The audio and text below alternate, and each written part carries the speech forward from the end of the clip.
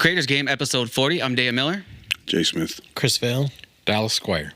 And it has been quite a break. It's been 2 weeks. We were just talking about how I say that at the beginning of every pod. How has everyone been? Let's catch up. Let's really catch up. It's been 2 weeks. Let's start over here. I've been busier than a one-legged man in an ass-kicking contest. It's pretty busy. It is. Started shooting season 5 of the other show I'm on, so I was gone away for almost 2 weeks into another province. Literally from August 17th to the 30th, I only slept in my own bed 3 times. So yeah, it's been busy. You dirty dog, you just out in these streets. Morals of an alley cat sometimes. Right on. What about yourself, Vale?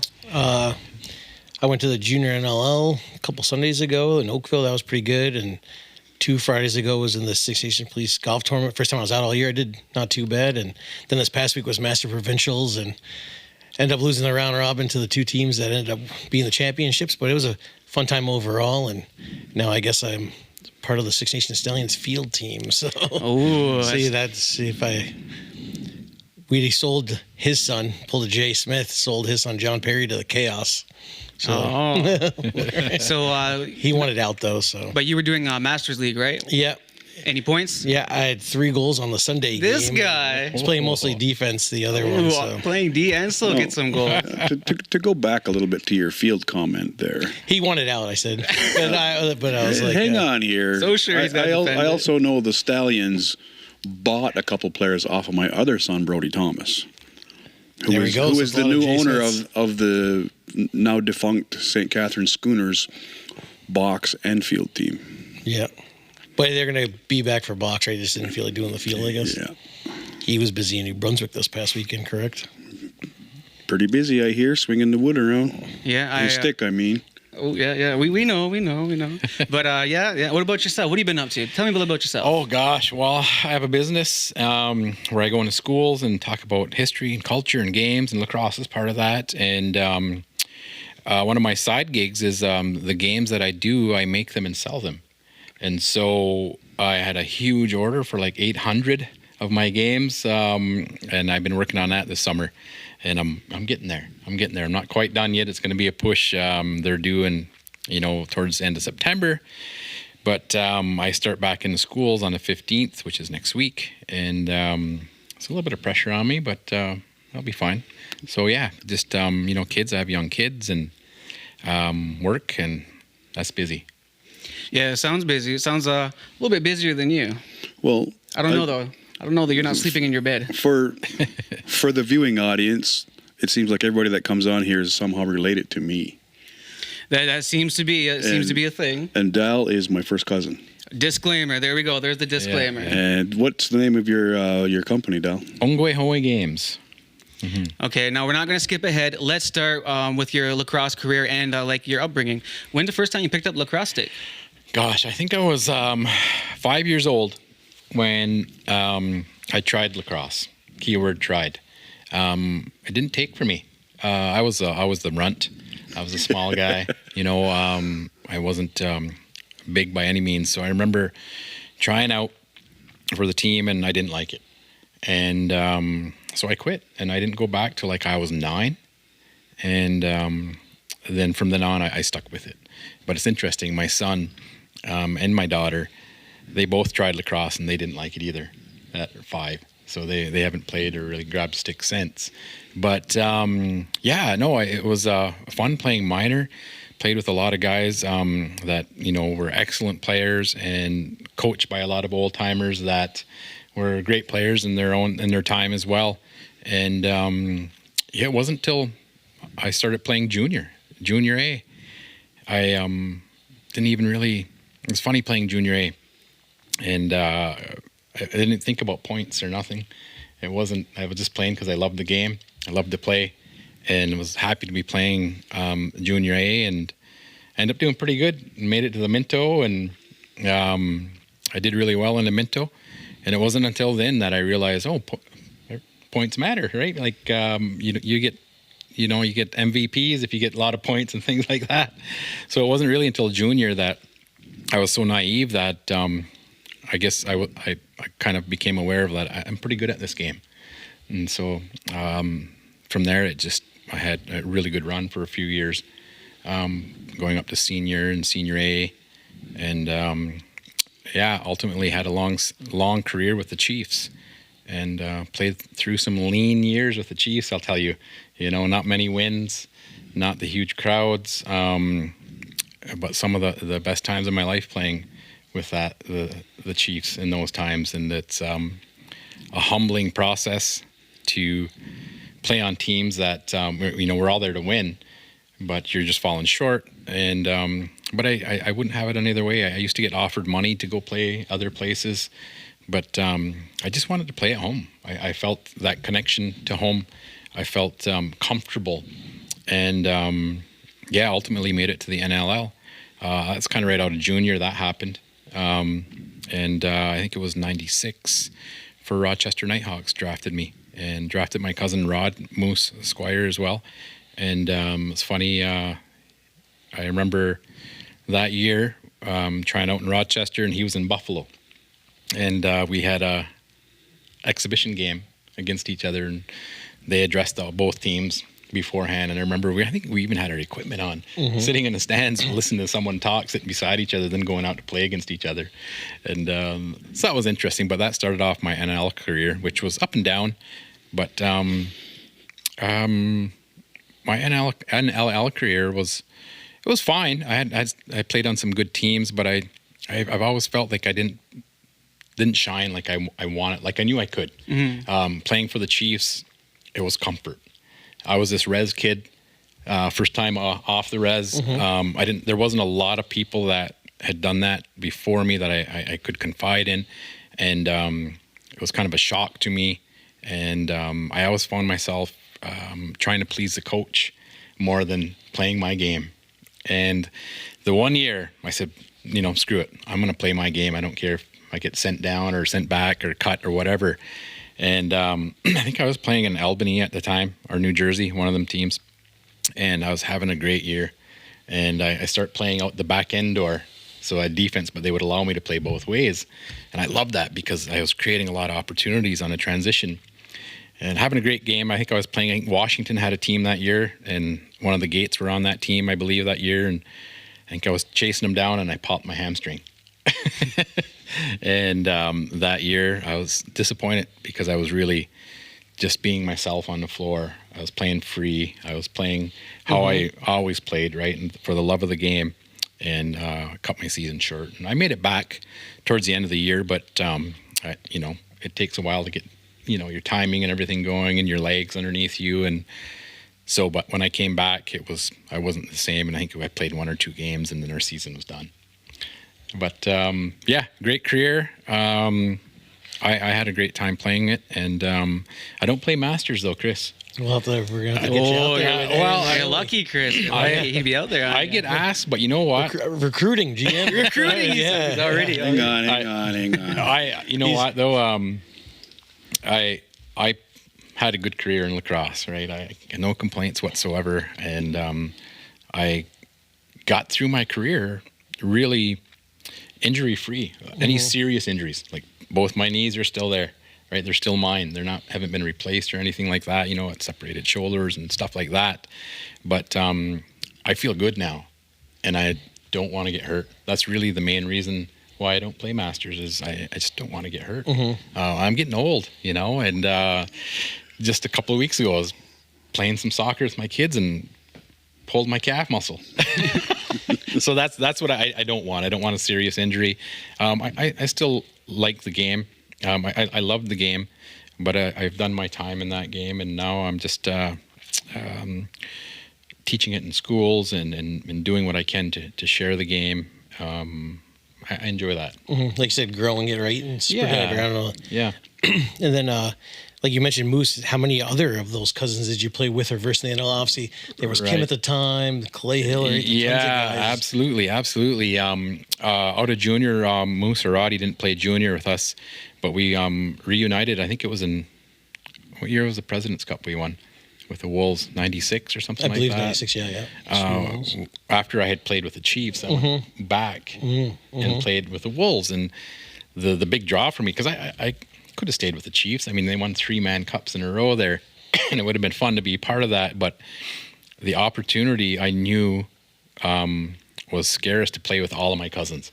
And they were all on, I don't know how many, there's probably close to 10 of us on that.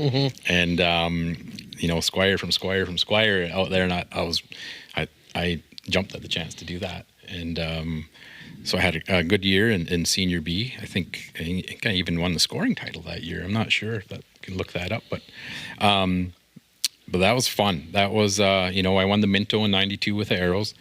That was a blast. And again, I think that was such a blast and such a memorable time because how naive I was, right? You're just out there playing the game, right? We didn't, it wasn't in my mind to be this big star player, right? I was just, meat and potatoes type of guy. You get out there and you do your job and you come off and get ready to go again. And so the Minto Cup in 92 was awesome. And when we come back, you really realize, I remember having that parade on a fire truck. So we were right on top of the fire truck. So you don't get to do that nowadays. But I had a big old, gathering at the arena in Ashwaubenon there. So that was really special, playing that game. Playing with guys like Cam Bomberry and Miles General and just a lot of my friends there as well. I think that year after that's when the Chiefs, I went and played with the Chiefs. And I think I was right out of junior. I played another year junior and then went and played with the Chiefs. And that was a great experience, winning that Mann Cup. I think there's a video of me handing the Mann Cup off to John Tavares, right? And I'm glad that's on video because I don't have much video of me around.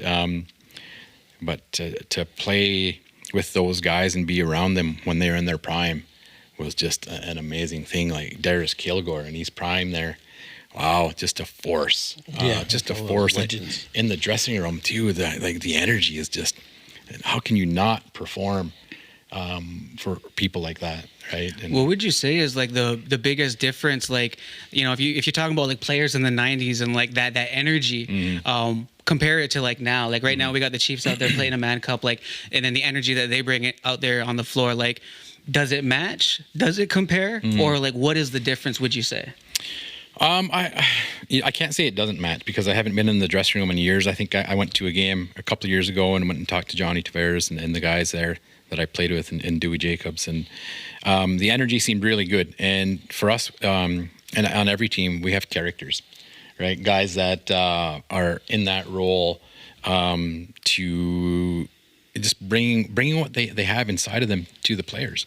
Like for, being in a dressing room with Darius Kilgore and Richie Kilgore. There's videos of Richie talking about what to do on our next period, right? And but I'm sure there's guys on every team that bring something like that because lacrosse, like anything else, is full of characters, and I think you need that, right? You need that in a dressing room. You need people to be hard on you, be honest with you, and want the best out of you, and because that's what for me, the Mann Cup.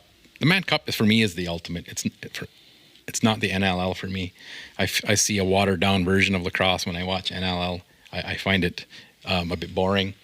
But I love watching Mann Cup. I'm going to even try and stay up and watch a game tonight. But I love the atmosphere of the Mann Cup, the drums that they're witnessing out in New Westminster. Again, it's hard to not get excited for that. And I remember my dad coaching once, and he said, if you can't get up for this game, something's wrong. You need to pick another sport. Just the energy. But to answer your question, I think it would be on par. I'm sure there's characters in every dressing room that really want to win, right? And if they got something to say, they're going to say it. And then you have the quiet people. Like I would say things, but I was normally I'm more of a quiet one. I like to just focus on what I had to do on the floor, right? And but I think there's people in every dressing room that will get you pumped up. It's just our nature to do that. What would you say that like some of the quiet ones, they kind of like, let's say they don't get like the shine, they're not like the it player. How can someone who's quiet like kind of stand out or make that adjustment? Like, how can you basically make a superstar? Not like necessarily a superstar in the sense of like, like marketability, but like when you step on the floor, you can feel their energy there. They're like, whoa, I'm on the floor. Talking. talking. Some of the guys I played with on the floor there, it was like we're at a meeting out there, right? They're helping us. They're telling you, oh, there's a guy coming over here. I want that guy. Trade me, switch up. A lot of communication on that floor is key. It keeps you present. It keeps you in the game. And and I took a lot of lessons from guys like Johnny Tavares and Troy Cordingley. Played a lot with those guys. And just masters of the game, right? They never stop. They never stop thinking about what their next shift is going to be like.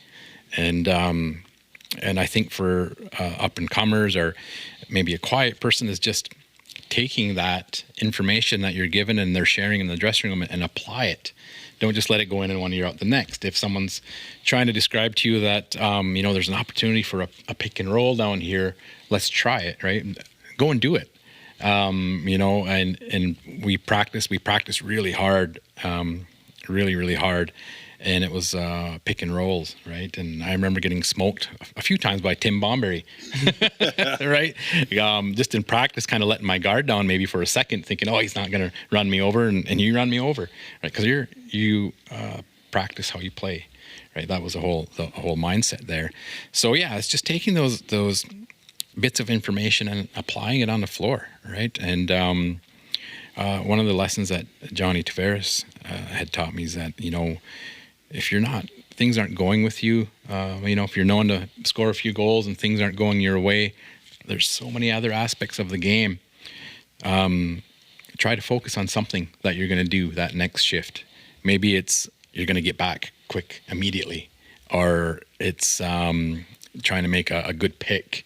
It could be simple things that really break down the game, but you want to have a purpose when you go out there on that floor. You don't want to just go out and just kind of be mindless. And sometimes the flow of the game allows for that to happen and you're into it.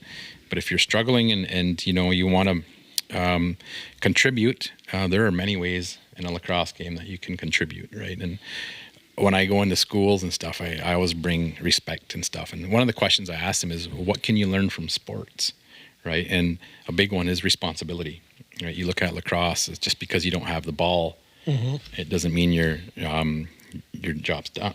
Your job's done.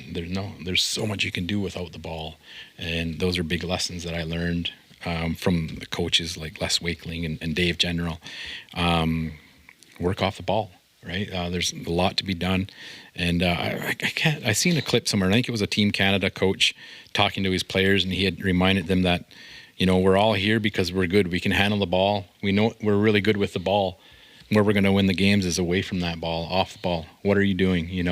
Is it picking and is it, trying to help other people get open? Is it hustling back on defense? What is it? So yeah, I think there's many aspects of lacrosse that people can shine in and really have an impact on a game and actually change a game. And I heard you talk about like you said that you felt more comfortable playing like for a Mann Cup as opposed to like playing for the NLL. You felt more at home, felt more in your community. Like was it because of like culture shock kind of a little bit? Like you know that the person you're playing with in the NLL, they don't know anything about you. Don't know if you can trust them. Yep. You don't know if they're on the same step as you. Like you're just not in the same like state of mind. You're not coming together as one mind on that team. Whereas if the Mann Cup, you might be playing with some of your oldest friends. Yeah, absolutely. And the people in the stands watching you know them, right? Their whole family. Playing in an NLL, it was a culture shock. One of the things that was a big difference for me is I don't drink. I never drank in my life. And so all the guys around there's some big personalities, right? Especially when you get outside of the community and you don't know them. And I don't want to say they're intimidating, but it was just not what I was into. And so I kind of felt a bit sheltered, I guess you could say, in a way, and that I let that affect how I would perform, and so that was a big factor for me. I personally, anyways, that's what I feel. Not that I'm making any excuses. I had a great time in it, and I had a couple of good seasons there, and played with a lot of great players. But yeah, it was just a culture shock with that. The personalities of this person who's larger than life, and I don't have a clue who he is, right? I don't really care about the stories you're sharing, your drinking stories, or where we're going after. That's no concern to me, right? And so that was a bit of a tough adjustment, right? And I was the most popular guy in the dressing room after the game because everybody wanted my beer tickets. Oh yeah. Like you said, A that's couple the free ones. old school NLL too, right? Yeah, Where it's it like was. nowadays they don't have the beer tickets and all Yeah, that. they don't do that anymore. I don't even know. I haven't been to. I don't think so. Because even like you would hear like those MLLs and NLLs where like didn't they used to make you kind of also go to the local bar and We kinda were party with the sponsored by a fans? bar, and we were. Yeah. It was one of the rules that we had to go and make an appearance to the bar afterwards. And I'm a pretty private guy, right? And I was just wanting to go back to my room or go do something. And so what I did to kind of, survival was I ended up making really good friends with the trainers because they had better stories. I think I like to hear about what their goals and ambitions are, as opposed to all of our old drinking stories and things like that. So, yeah, I made some good friends there, but it wasn't all. I had a great time playing NLL. I think I'm really happy to see more players in the NLL that can hopefully help guide these younger guys coming up to get past some of those hurdles like I went through. Because I'm sure I'm not the only one that feels a bit of culture shock when we step outside of our community. But so it was just a comfort zone. I wish I didn't have that. I think I would have been a much better success in an NLL if I didn't have that culture shock. But yeah, that's my story. There is that I went through that, and I let it stop where I could have went. Yeah. We have a lot of guys that are over the years and even this year that have got called up to the Rivermen as rookies coming out of junior. Maybe they were still junior. One thing I've noticed, and it's not just with Rivermen APing players, it's other senior teams who have AP junior players, is nowadays, and this is only my opinion, some of these junior players, because they got the call up a couple times, now think they're too big for their britches. Now when they go back to their junior club, they want to, they have an attitude. Yeah. I've heard junior coaches come up and they've said, like, you called this player up and now it's ruined for us because now he thinks he's too good to play for us. And truthfully, some of these junior players, just because they got called up, and it's not just our teams here, it's across the board. They get called up. They may have shined one game, 2 games, but if they go back to their junior club and think they're too big now, chances are they're not even making that senior team the next year. So that's one of the things I look for when we AP somebody up is, what's their attitude and how is this going to change the absolutely. player? So how many rookies have you seen that's happened to?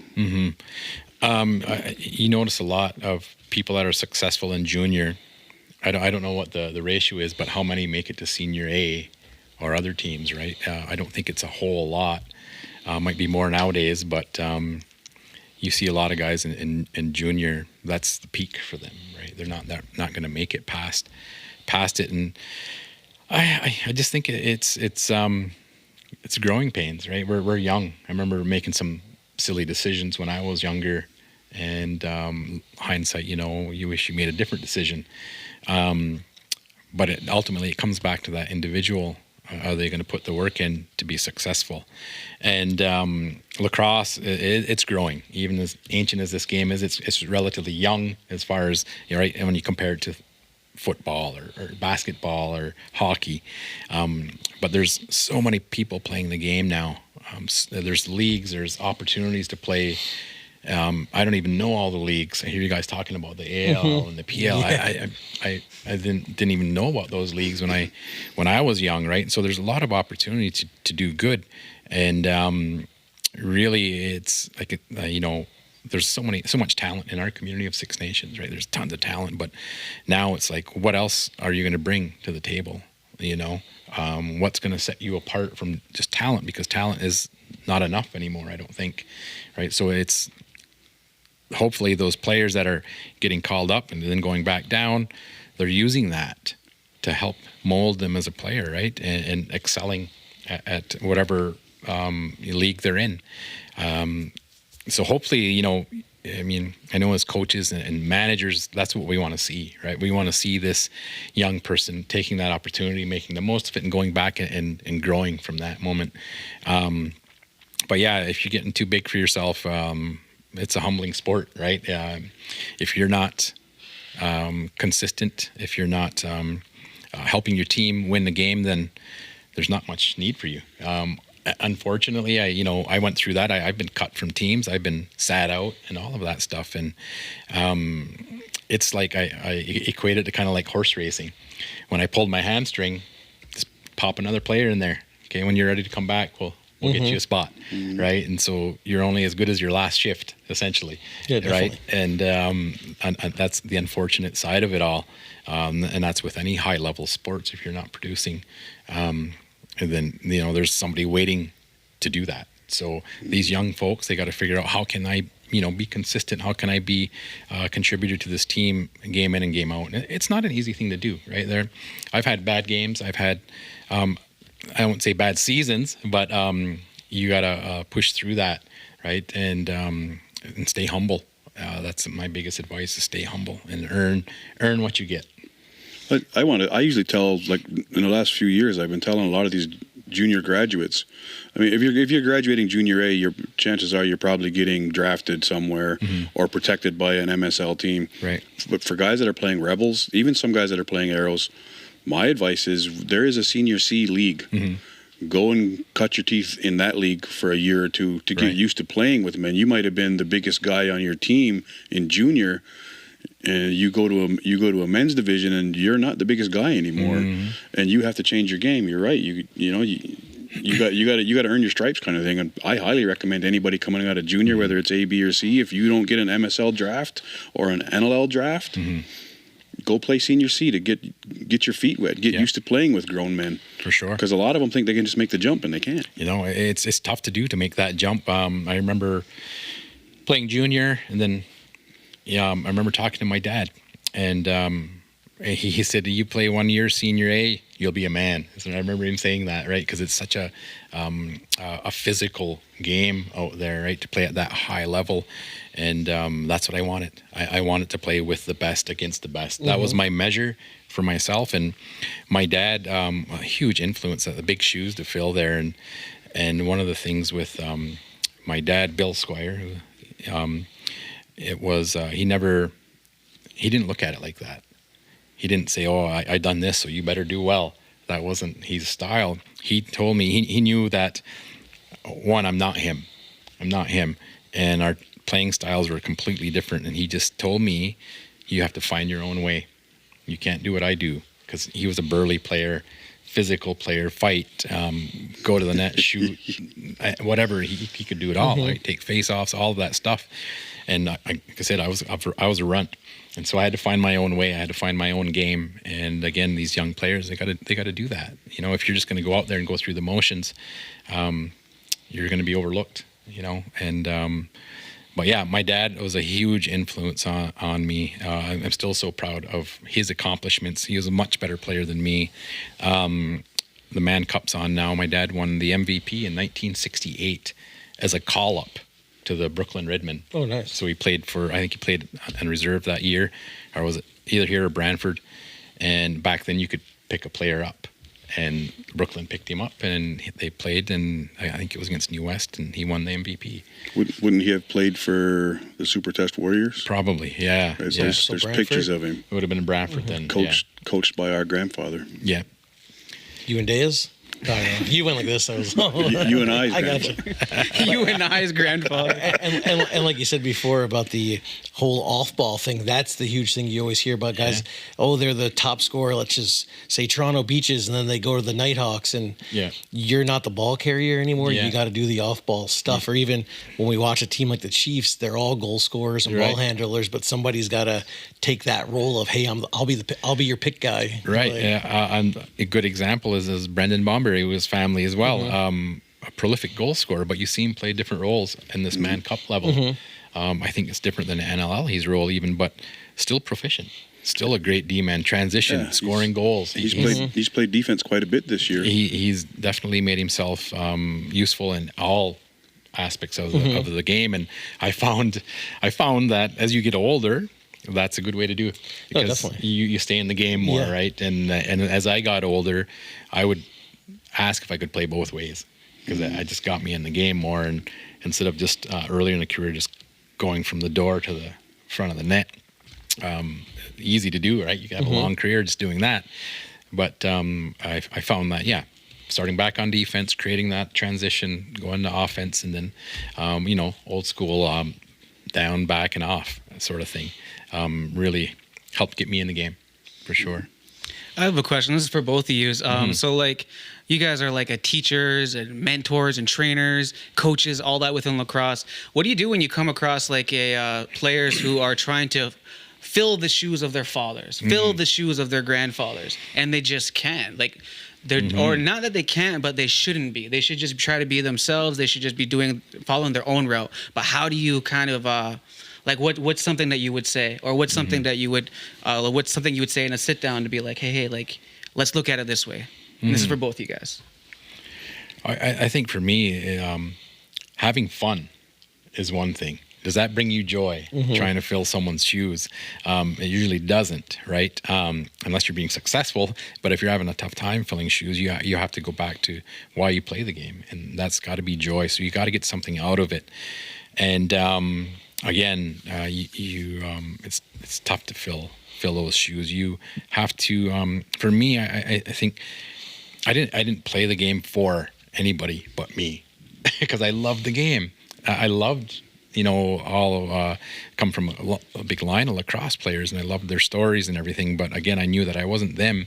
I had to carve out my own path for my career, and I would tell them to play the game for themselves and play hard because that's the way the game's supposed to be played. And I think anybody that's trying to fill shoes, it's tough to do. But focus on things that you're good at. I remember trying out for, I think they were called the Hamilton Raiders before they became the Rock. And me and Roddy and Kim were out there trying out. And I still remember in practice we had a session in a room, like a studio room type of thing. And they asked us, it was a lot of sports psychology, which I always thought about the stuff they were talking about, but I never heard it put like that, right? But they asked us, what are you proud of in your game? What part of your game brings you pride? And I can't remember what I said, but I remember what Moose Roddy said. His was loose balls, right? And he ended up being one of the most prolific, outside of Jim Veltman, which is really good company to be in for loose balls. And but I remember that, and I think that if you can pick something that you want to excel in and then do it, right? Those are things that can break the game down instead of having all of this stuff on the outside, worrying about too many things. Pick a spot and do it. That's one way that you can find a flow in your game, right? And so there was some good teachings. Visualization too. We did a lot of visualization, and that would be like if you got a breakaway, what are things you can do? If you know the goalie, we used to study the goalies and stuff like that back in the day. And what's a move you can do, or if someone's trying to check you, what can you do? Just running through different scenarios in your head. Equipping yourself as coaches. I had some good coaches. They would equip us with the tools so that whatever situation arose, we could make a decision, split-second decision to do one of those things that we had visualized, and then that happens. But yeah, to fill someone's shoes, it's tough. You got to play your game. You got to figure out what you think you're good at and excel it and try to be the best at it. And I'm playing with Roddy, and I used to take a lot of face-offs because I had the wooden stick, and I would just pop the ball out, and it was just a comfort when he was out there because we're going to get it. 9 times out of 10, he's coming up with the ball. And but again, just the pride that he took. And back to Roddy, when we played junior, after we won the Minto Cup, him and I both got over 100 points. I think he got 111, I got 101, right? In one season. And he was such a prolific goal scorer. And I was upset with him when he went to the NLL and was a defensive specialist. But that talks about how you can change the game. You got to change your game to fit in somewhere. And he was, so I was bugging him about that. Is why did you do that? You could score like nobody else could, but yet he just was happy and took a lot of pride in his defensive end. Was he better than Kimbo on the offensive end? No. Kimbo Kid Rock still had it. Kimbo is interesting story. Got to be one of the greatest players of the game. He just had an ability to be a step ahead of you or 2 steps ahead of you, and it was frustrating to play against him because he was that good. Even growing up playing pond hockey together, he could just turn you inside out, and you're like struggling. Why did you do that? And so that was Kim. He was there's good, and then there's Kim at his peak. That's probably the most like common name as a kid, like someone going down the square, oh Kimbo, that was literally the thing as a kid. Like I remember hearing. So like you remember being Kimbo in the yard? Oh yeah, like literally, like that was even him after like the Colin Doyle retirement, right? He said like, hey, you were my best kind of sidekick, right? Batman, Robin, those guys were. So, and like I did hear about Moose being really good offense because like you watch him in the NLL or those guys from those Toronto teams talk about him being like you said right there with the Jim Veltman. And you're like, oh wow, he scored that many goals in junior because you just get used to seeing the NLL stuff. He was good, right? And just I think a testament to his athletic ability too, and the ability to think the game. I remember John Tavares saying he was one of the hardest guys to play against because of his positioning, right, and just knowing the game. And but Kim, on the other hand, he was really offensive star in my eyes, up there with the greats in his prime. And the videos speak for themselves. You watch him what he does out there, and I remember being in practice, and I think he was, I don't even know how old he was, like maybe even 18 when we were trying out for the Raiders, and guys were trying to fight him because he was making him look silly, and he just had this ability to do that. And so it was a great treat. I got to play against him. There's a video of him. I was playing for Albany, I think, at the time, and we were in Toronto playing, and Kim was checking me, and he knocked my helmet off a few times, and one of our tougher guys, Darren Much, was on my team and went after Kim. So it was an interesting feeling watching, your cousin who you kind of grew up with, watching fight one of your tough guys on your team. And at that point, it was a point of no return for Kim. He had to throw the gloves down, and he ended up doing really well against Darren Much. And again, Darren Much, great guy, really good friend. And he forced Kim's hand, and Kim never lets me forget that. Almost every time I see him, he goes, "Why'd you get me in a fight?" And I said, "Well, why'd you knock my helmet off?" But I don't know what it was. I had a really loose strap on my helmet, and when someone would hit me, my helmet would pop off. I think it caused a few penalties, so I didn't bother fixing it. It was fine. So when you went to Albany, were you the only one from here then? Cam. I thought somebody else was, right? Cam, Bomberry, Derek General, the goalie. Okay. That was all Albany? Yeah, I think it was Albany as well. We ended up in New Jersey together after that. For the Storm? Nice. For the Storm. So it was really nice having those guys around, right? And we would drive the practices. We practiced like out in Grimsby at that time because, again, a lot of the players from there on a team were from here. And we would meet up in St. Catharines sometimes and drive down together. And so I had a lot of years I spent with Derek General and Cam, just solid guys to play the game with, and had a lot of fun, a lot of laughs, and a lot of good times, and even in Buffalo playing with guys like Bob Henry and Jason Henhock and Clay was in Buffalo that one year. There's a picture of us, but I don't know why I missed the practice or something. I think I don't know, but we're not in the picture. I think it's me and Little Bob maybe not in the picture. But it's unfortunate because there was a lot of good players on the team, like John Tavares and the Kilgores, and it was a great team to be a part of. Lots of fun, though, yeah. Kimbo told a story once where he said he had Clay Hill a tryout with The Rock. Oh, yeah? And then I guess he was like, yep, I had him that tryout. He would have probably made the team. And I don't know if he maybe went to Ironworks somewhere or something. But he's like, he didn't show up. And then the next year he just goes to Buffalo and makes it. He's like, it could have been me, him, and Moose in Toronto. Clay was a fantastic player.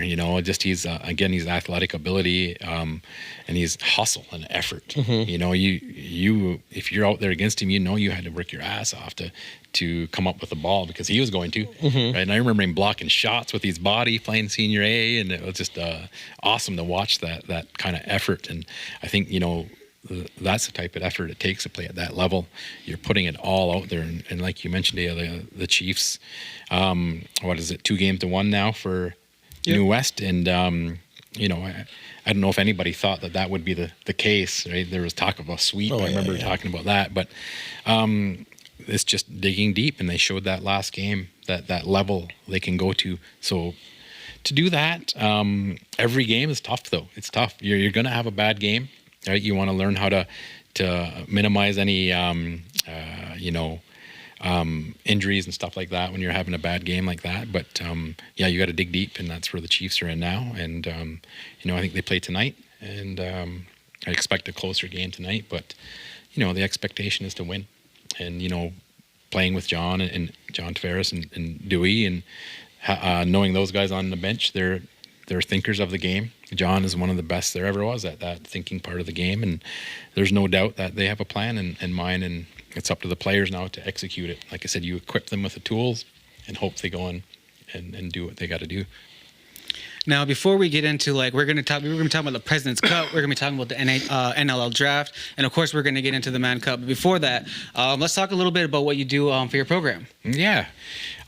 So it's been over 10 years now. I started a business called Onkwehonwe Games, and Onkwehonwe in our language translates into original people. So original people games, and I kind of chose that because I do show them an Anishinaabe stick as well when I go into schools. So it's not just Haudenosaunee games, but Onkwehonwe Games. And so I work with a lot of school boards and businesses and organizations, anybody that will listen.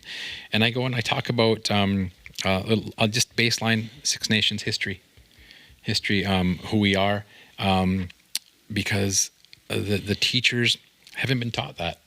I can go into a school and 98% of the time, they cannot name more than one of the Six Nations, right? And we are the most populated First Nations community in Canada, right? And we had a huge role in history. And a lot of the schools I work with are along the Grand River Tract. And I think that should be baseline knowledge. You should be able to name the Six Nations, right? Because you're in our territory, right? And so that's kind of the education part of it is working with them, teaching them about who the Six Nations are. I use the Hiawatha Wampum Belt to help tell the story of the Six Nations, how we came to be, about peace and unity. And it's just, again, baseline education. And I love that. Lacrosse I have a huge background in lacrosse, but for me now, lacrosse is at the end of my programs. So I'll do all the history, and I try to keep it fun by asking questions. I include the teachers in all of my questions. I play a few other of our traditional games, which are a blast as well. And then I'll end with lacrosse. And one of the reasons I love what I do is because often schools are teaching about treaties. They're teaching about residential schools, murdered and missing Indigenous people, blockades, protests. Those things will dominate the media when that's happening, right? None of that is culture. None of that should be a reflection of who we are as a people, right? That's some nasty stuff that happened to our people, yeah, and we should learn about that. I'm not saying that's not important. We have to learn about that stuff, but our cultures are beautiful and vibrant, right? That's what I want people to think about when they think about all First Nations people. So that's why I love my job. I bring the feel-good side of the culture.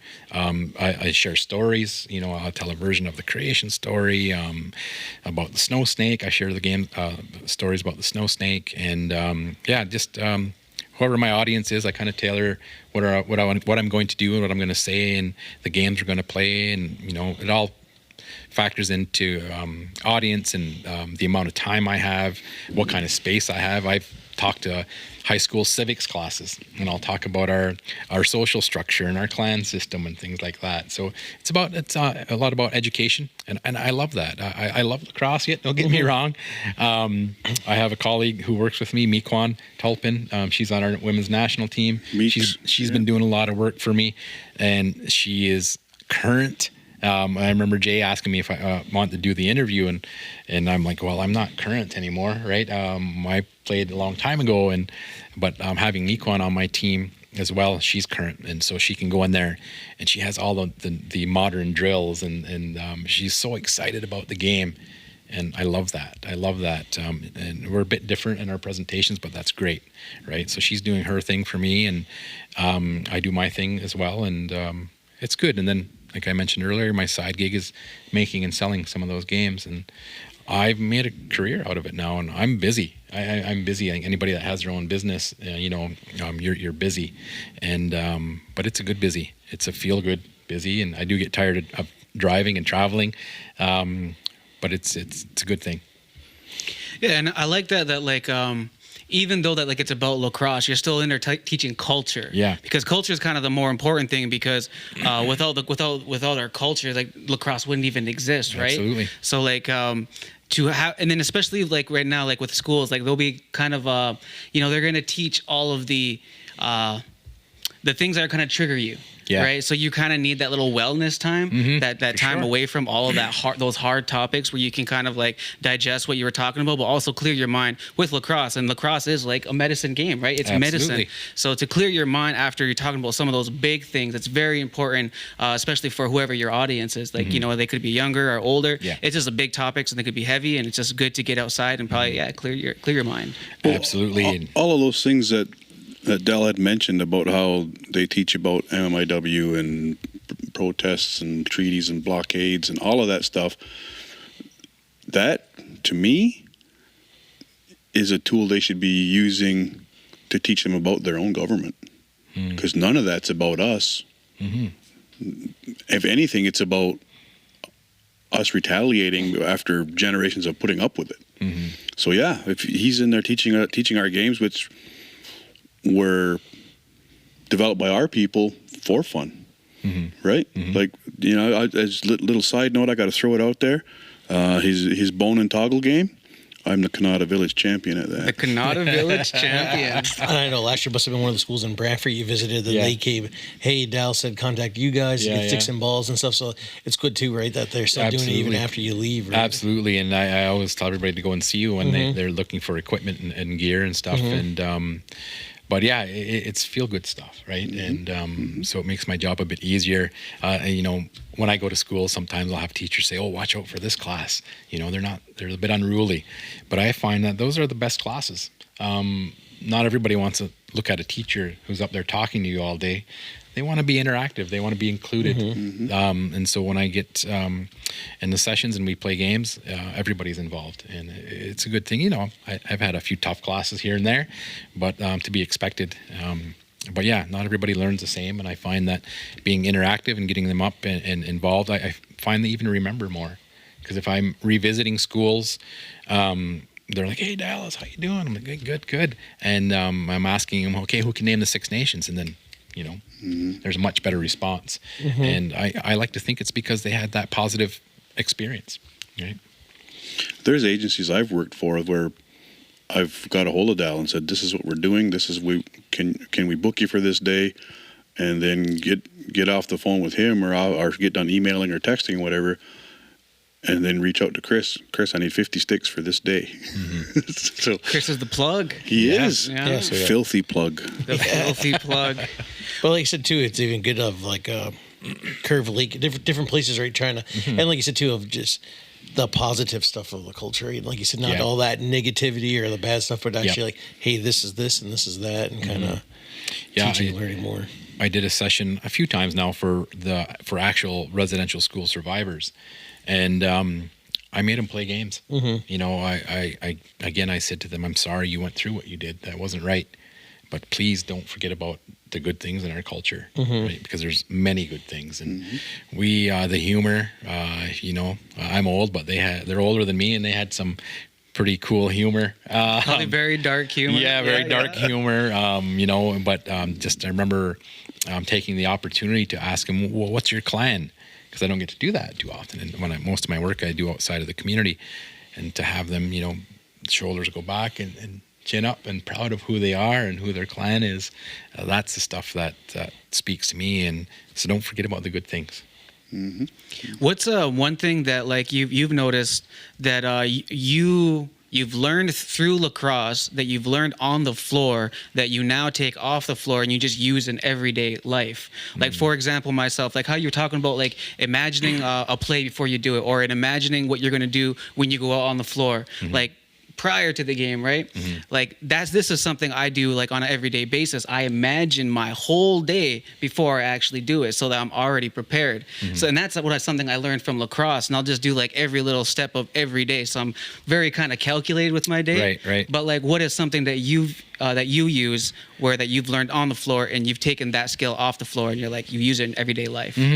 I think one of the big things for me is a couple things. Punctuality. Right. I built my business around showing up when I say I'm going to show up, not being late. And I remember playing for Terry Sanderson, who's passed on, was one of my coaches. Tough coach. But, you learn things. We're there for a reason. And I remember getting to practice one time, and we weren't late, but a couple other guys came in late. And he stopped the whole practice and said, "What are you doing? You think you're going to come in here late and just join right in? And no, you got to run now. Because you don't think we all could be doing something else different? This is the time we're starting at 7. You be on this floor before that, ready to go. Because when 7 rolls around, we're starting. And so if you came in late, it wasn't a good thing. If you missed a practice, that's a big no-no. Right. So I take those types of lessons and watching guys like John Tavares and Troy Cordingley when I played with the Chiefs, they're almost the first guys at practice, every practice. And they're coming from Brampton and Mississauga area, right? And our own guys would come in late. So things like that I didn't care for. And for me, it's about respect. Learning that level of respect that if you're going to say something, then you need to do that, right? Not the other way around. So I take that and apply that to everyday life. I think determination, making your mind up to do something and seeing that through. Not always easy, not always fun, right? But, to play at those high levels, I think that's what's necessary. And taking the good with the bad and trying your best. And I think remember earlier we were talking about these young players. And when you're young, I remember being young and not making the team or getting sat out. They're tough. It's tough to take when you're young because you're full of vinegar, right? You want to get out there. You got something to prove. But again, using those as teachable moments, right? And that's what hopefully coaches these days are helping the kids with that. Because, back in the day, it was like you're in or you're out. It was nobody's talking to you. Tough coaches like Terry Sanderson would just tell you, you're not good enough. You got to work on this before you're coming back into the lineup. But I don't really even necessarily agree with that type of coaching anymore. I hear a lot about it in hockey. A lot of those tough old coaches are kind of going extinct now. You're getting into coaches that are players coaches. They're working with each individual. Chris, what are you good at? Jay, what are you good? Dea, what are you gonna? They're working with everybody, trying to get the most out of their game, as opposed to saying, if you don't win this, we're messed. You're done. It's not. There's less of a blanket with coaching styles nowadays, and more of I guess a caring shoulder to help people get the most out of their game. And back in my day, again, that was more of the rough, straightforward coaches that they just weren't going to take any attitude or anything like that. You had to do your work, and I think I would have excelled better with a personable coach, but I learned a lot from those guys, right? And those are some of the things that I try to do in my everyday life, is just make sure I do what I say I'm going to do, and conduct your life with humility and humbleness, and It kind of goes back to what you were saying earlier, and Dea had asked about it. Do you feel like you have to fill somebody's shoes? We see a lot of young guys now that are coming up who, some of them have sat right here and said, well, I idolize Randy Stotts or Cody Jamieson or Lyle or Miles or whomever. And I've said it to my own boys. Why don't you just be you? And like, I remember Uncle Bill, and I remember his stories. And you're right, to fill those shoes would be big. But he played in a different time. Yeah. And those shoes might not even have fit. Yeah, for sure.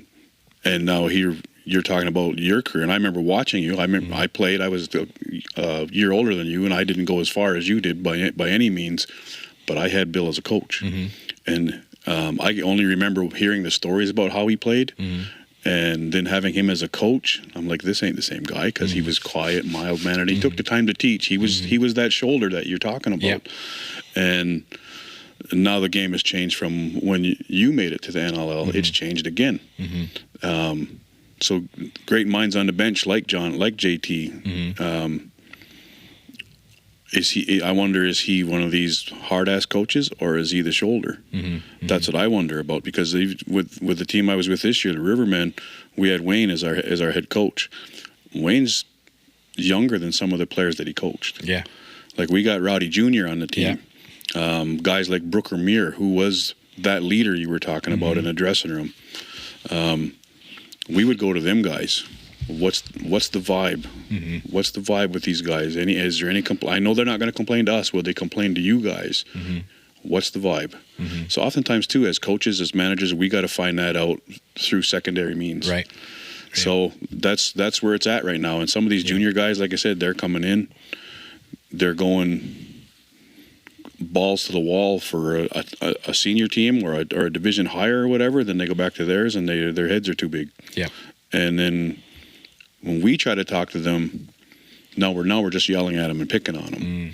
So if we go to a Roddy or a Brooker or a Jake Kranz, can you talk to them? And they do. Yep. Yeah. That's players are good like that, right? They ultimately, I think we all want people to succeed.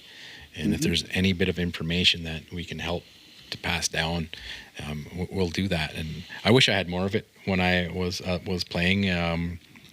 Have someone say, just don't worry about that noise. Just focus on what you do. But again, like I said, I found myself trying to make sure I please the coaches, because I was so excited to be playing. I just wanted to keep in the lineup, and that was my thought of how I'm going to do that. But coming back home and playing for the Chiefs, there was a bit more freedom to do what you want. Like I said, we had some lean years there where we didn't make playoffs, and so there's a lot of opportunity to develop, and it ultimately made me into a much better player as I got older, right? And some of my best years towards the end of my career some of my best years were, I remember my dad saying this, his best years were around 28 years old, because you've been around, you might have been cut from a team or whatever. You've accumulated all this knowledge and this experience. Now you can apply it. You know how to apply it. So for the young players, again, I know we all want to be the main guy out there, but there's so much talent out there. Find out something that you can do. Well, I often wonder about comparisons too, because like this year we late pickup, we picked up David Anderson, radio guy, stud of a player, grandson of Gaylord Paulus. And I was coached by Gaylord when I was younger, and talking to his family, his aunts and his older family. I remember his one aunt come up to me and she said, "You make sure you tell him that you were coached by his grandpa." And other family members were coming up and like, "Does he look like Gaylord? Did he play?" I'm like, in my mind, I'm like, David probably appreciates the comparison, but how often has he been compared? Right. And is he trying to fill his shoes? Yeah. Because don't get me wrong, David's a hell of a player. Yeah. I never personally got to see Gaylord play. Right. Because I was too young. Right. But like stuff like that, again, the shoes. Tough shoes to fill for sure. Some of those guys were just so good. But yeah, I mean, like, proof is what they say. The proof is in the pudding. You got to go out there and you got to make that team, and no one's going to do it for you. Randy's not going to come and take a shift for you, or Lyle Thompson's not going to take a shift for you. It's you. You're going to do that, right? Nobody else is. And but there's some such good players in the game now, and when I look at lacrosse now, I watched some of the replays, the highlights of the game last night, and Randy doing the around the world.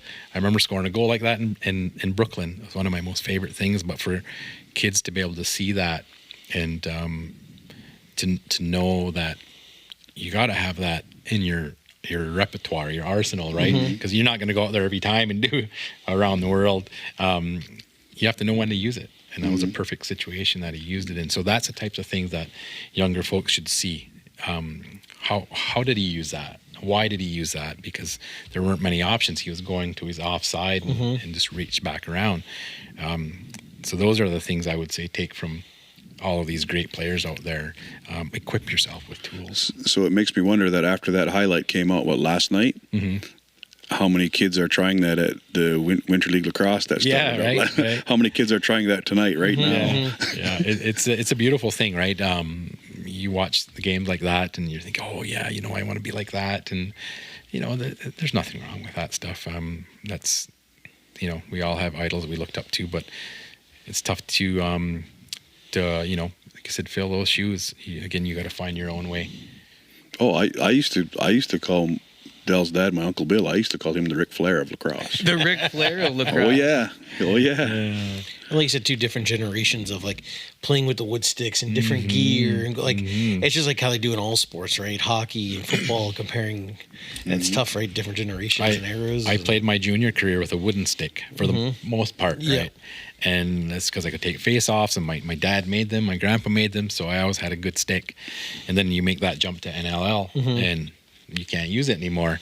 And I remember a couple of years, they would know me from taking face-offs in the summer, and I would win a lot. But I couldn't make that jump to NLL with the face-offs with a plastic stick. I was getting smoked. And, I'd win 1 or 2 here and there, but after a while, I just had to tell the coaches, look, man, there's got to be someone better than me that can use these plastic sticks, because I couldn't do it. I didn't have the technique, I guess, is what they were looking for. And but it was really humbling to be good at something with a wooden stick, and then to go to a league that you can't use them and then get destroyed. Was the plastic just too flimsy for you? For my techniques, it was just too flimsy. I used the wood because they couldn't move it. And that was the premise behind me taking face-offs in the summer league with the woody, because they couldn't move the plastic. And then to have that in my hand, there's guys were so quick and so good. It was amazing to be right there watching, thinking you're going to beat them, and then they're putting the ball wherever they want. It was pretty humbling. Remember when I said I was going to start making sticks? Yeah, with him, that's what I figured out. This is who I'm going to start making sticks with. Oh, I know you played in Albany with Sanderson and stuff. Yeah. Who was someone like those other like coaches like that you kind of really learned some stuff from?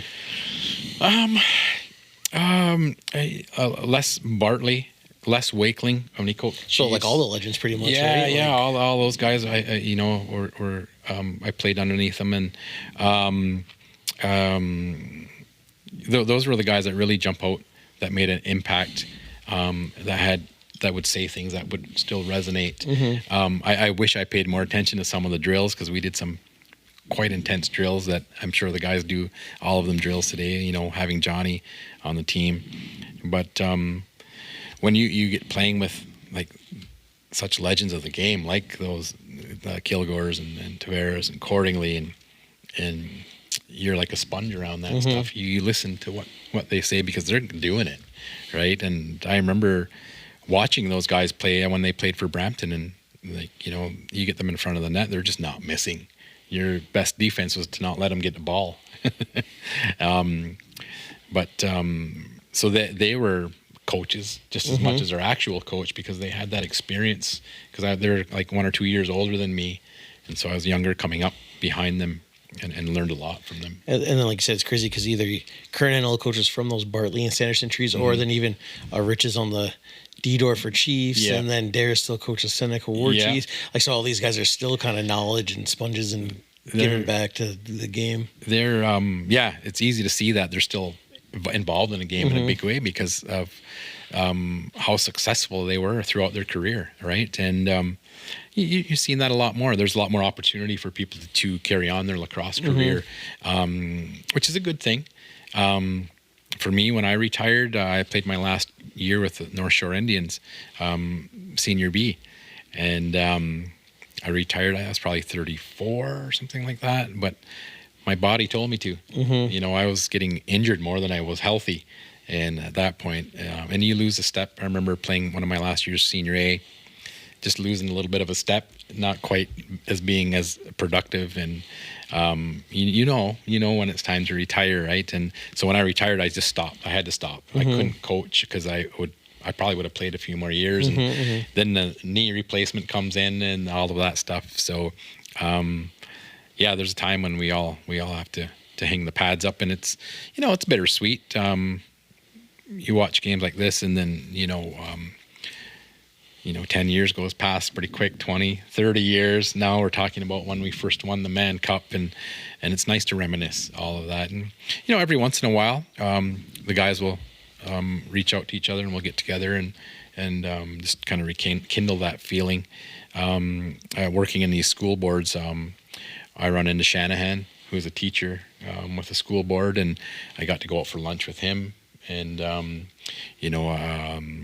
John Tavares is a teacher as well, so I do bump into these guys outside of the lacrosse field. But it's when you share those moments with them, you're pretty much friends for life at that point, right? And I don't see them as often as I would like. I guess it's my bad too. I don't go to as many games anymore these days. But like I said, lacrosse was great to me, and it's nice to see the Chiefs doing well, right? Different brand of lacrosse, like you said, Jay. Different times, different ways to play the game now, and having Johnny on the bench for the Chiefs it's only a bonus, right? I mean, how many championships in a row has he won now with NLL and the Chiefs? If he goes 3-3, imagine not losing in 6 years in two different leagues, right? Yeah, or 3 different years, but 6 seasons, I should say, right? Summer, winter, right. Yeah. He's running out of hands and toes. Right. So hopefully, all those young people that are getting a chance to play with Johnny and be coached under him, they're taking that all in, right? Because maybe down the road, that's something you could share and pass on, right? If you choose to, right?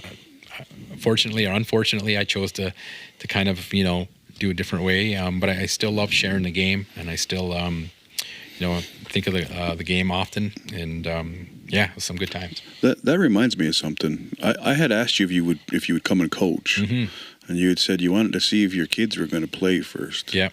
You just told me they're not playing. They're not playing, no. So that offer's still out there. I think your son asked me to coach, and and it's not that I'm not interested. I think my worry for me right now is I'd have to kind of immerse myself into the game. I'd probably have to call on a guy like Johnny and say, hey, can I shadow you for a bit? I want to see how things are done these days, right? Because, the game's changed a little bit. And, at the same time, it hasn't. You still got to catch and pass and shoot. Right? Well, we have one of your former teammates as well on our bench. Yeah. You mentioned him. He ran you Timmy. over. Timmy. Yeah. So it's not something that I'm not. I haven't ruled it out, so to speak. But I'm cautious of it because I got a pretty cushy life right now, man. I don't have to go to the arena. Yeah, definitely. I don't have to be anywhere a lot of the times, right? I get that. I get that early morning text. Yeah, go for breakfast. Let's go for breakfast, right? Then he's booked the rest of the day. Yeah. So, but like you said, doing what you're doing, and you're still in the game of doing back, and that seems to be the big thing with lacrosse. Whether we're here doing podcasts or media or announcing or stick making or stringing, lacrosse seems to be one of the only sports that really there's coaching. There's tons of different avenues, right? And it's growing in different ways that I would never thought of, because I watched a podcast and you guys were talking about a social media presence. I'm like, what? And that was unheard of, right? Back in the day. But even going so far as guys are getting special treatment if they have more followers and things like that. That's like, I don't even know about that. Or certain leagues trying to shut you up so you can't share stuff on social media. Right. There's that too, right? There's a few sides to everything always. And the games have changed. Things have evolved. And, maybe someday I'll get out there and coach again. I'm not sure. I'm pretty non-committal on that right now. And another big reason is I know the commitment it takes. If I'm going to coach, I want the guys would be looking to me to kind of not lead, but be an example. Yeah. And so I wouldn't want to be there early. I want to make sure I'm at everything I possibly can, because that's what I signed up to do. So, being mindful of that, I don't want to mislead anybody and say, I'll try and come out and then not show up. Just not how I want to do it. And like you said, doing your own business, that's probably a lot of time. And you can't just pass it off on a coworker. No. Right? main guy. You're the CEO. Absolutely, and that's a huge part of my life right now. Is just making sure I do a good job at the business I'm doing, and I can't do that forever either. I'm not getting younger by any means, but I still feel very able-bodied. I still feel healthy, so I got a few more years of me going into schools, I think, and maybe at that point, towards the end of that, I'll start thinking about coaching, but. Then I'll be really old at that point, so I don't know if anybody will want me to coach. Any good Frog Pond Mauler stories, right? Your family started that team. Oh, yeah. No, and again, it's hard for me to comment on the modern day, but back in the day, the Nations Cups were the thing to me at that time. Like, there was some good lacrosse, and I'm sure there still is. And but yeah, that was a lot of pride if you win a Nations Cup back in the day, right? And we put the Maulers together. It was just kind of a version of our senior B team, right? And but yeah, no, a lot of good times playing with the cousins again on the Maulers. And I'm an underdog guy, and even before the Maulers, I would try to play for the teams that weren't stacked. I mean, I just wanted to have a good competition. I didn't want to get on a team that was guaranteed to win. Where's the fun in that, right? Yeah. I think that's why I stuck with the Chiefs for so long too, and not jumping on another team just to win a championship. And who knows? Maybe there'll be some lean times ahead from the Chiefs, and that's when I'll come out. Yeah, man. I'll come and support you. You can come out and play again. Yeah. No, those days are behind me, man. And I know you mean, because you even back in the day, guys of. They played Chiefs, then they played Brampton, then they played New West or Victoria, right? Yeah. Like some of those legendary guys. It was like, they kind of chased they jumping around were the best opportunities to win. And good for them. That's how they want it to play. But that's what's special about our community of Six Nations. We have that home base that just lives and breathes lacrosse, right? And why would you not want to play for your home team anymore, right? And I'd like to see more of our hometown boys getting the opportunity. It might mean that we don't win, like three-peat as Mann Cup champs, but I think for the powers that be, that's what they want to win. Then they're going to do what they need to do. But playing those lean years with the Chiefs, again, humbling, but man, the pride you get for losing. It sounds weird, but I had a lot of pride playing for the Chiefs, and so it is nice. It is nice to see them just whooping everybody now, because for many years Peterborough would lay a whooping on us, and Brampton would lay a whooping on us, and it is quite nice to see that the tables have turned a bit now, and we'll see how long that lasts, and it's just good lacrosse. You'd mentioned the Nations Cup. They haven't played that. It's been sporadic. Yeah. And I've sat right here and threatened to bring back the Legends Cup, because I still have that trophy. Right. So I will look down the barrel and say, bring back the Nations Cup, or I will bring back the Legends Cup. Yeah, there was some good lacrosse, right? Because there's so many good players, and back then everybody played. Maybe if we were playing NLL, we still would play on a Nations Cup. That was for me, it was important. I didn't think I was too good to play. I would play scrub leagues, and even though I was playing pro, and nowadays I worry that because of I feel like the NLL is kind of glamorizing, Hollywoodizing a bit, and so people are less likely to play in a Nations Cup now. Well, you should watch the PLL if you think the NLL is glamorizing. Because like you said, there was 2018, a lot of those other residents backed out when the Aces hosted here in 2018, and Warren was putting that on. Right. But then it was cool because then he had gotten more Six Nations teams. Yeah. And then the kind of those free agent teams. So he was like, but you're getting a lot of people, local people coming out to watch their cousins, their brothers and stuff. And the Aces won that year. Then the next year, the Maulers went down to Newtown and won. Yeah. COVID hits. I remember there was talks of them bringing it back in 2022, but like Maulers and different teams are going to Nashville then. Right. And all these other tournaments are popping up, and then I think a lot of teams go to Prague now too. That's in the summer, That Laxnai. Well, Laxnai's next weekend. Yeah. I had heard rumor that the Nations Cup was going to be next weekend. And and that's like a lot of those teams all over go there. Right? There's 40 plus teams in there. My question is, are they doing that on purpose so that some of the better players are already going to Laxnai? Well, how about then in 23 when they brought it back and Onondaga hosted, it was during Canadian Thanksgiving weekend. So just down below went, and like 3 or 4 Onondaga teams. Right. And like I think maybe Ganawagi or Akwi had a team, but out of 4 Onondaga teams, and down below a team from here still won. Yeah. So it's kind of been Aces, Maulers. I wonder down below in between those lean COVID years. I wonder if Joe Hall would show up for a Nations Cup. I mean, he's played in like 37 President's Cups now. He has been. I watched him here for Tynaniga in 2018. Yeah, well, Lane played for him back then. Yeah, it was them. And But I mean, Brian it's kind of a running joke because Joe Hall has played the President's Cup so many years and finally won one. Well, speaking of the President's Cup, are we ready to get into that? I know that you wanted to. What did you call it? Just it's a shit show. Like, I think that's what you said, right? I said that shit show that was the President's Cup. Yeah, there you go. I did say that. Yes, I did. Did you watch the President's Cup? I did not. I watched bits of game here and there. I was busy working, but I'm not going to lie, I would take a break and get it on my phone and watch a bit of it. Try to follow a bit of the Rivermen. You got some family on there and a lot of friends and coaches but I did not watch. I was going to go to the championship game. That was I told Moose Roddy, Rod Jr.'s playing for them. Said if they make it to the championship game, I'm going to come with you to the game because I know that he went to a couple. But no, I didn't watch, but I heard a lot of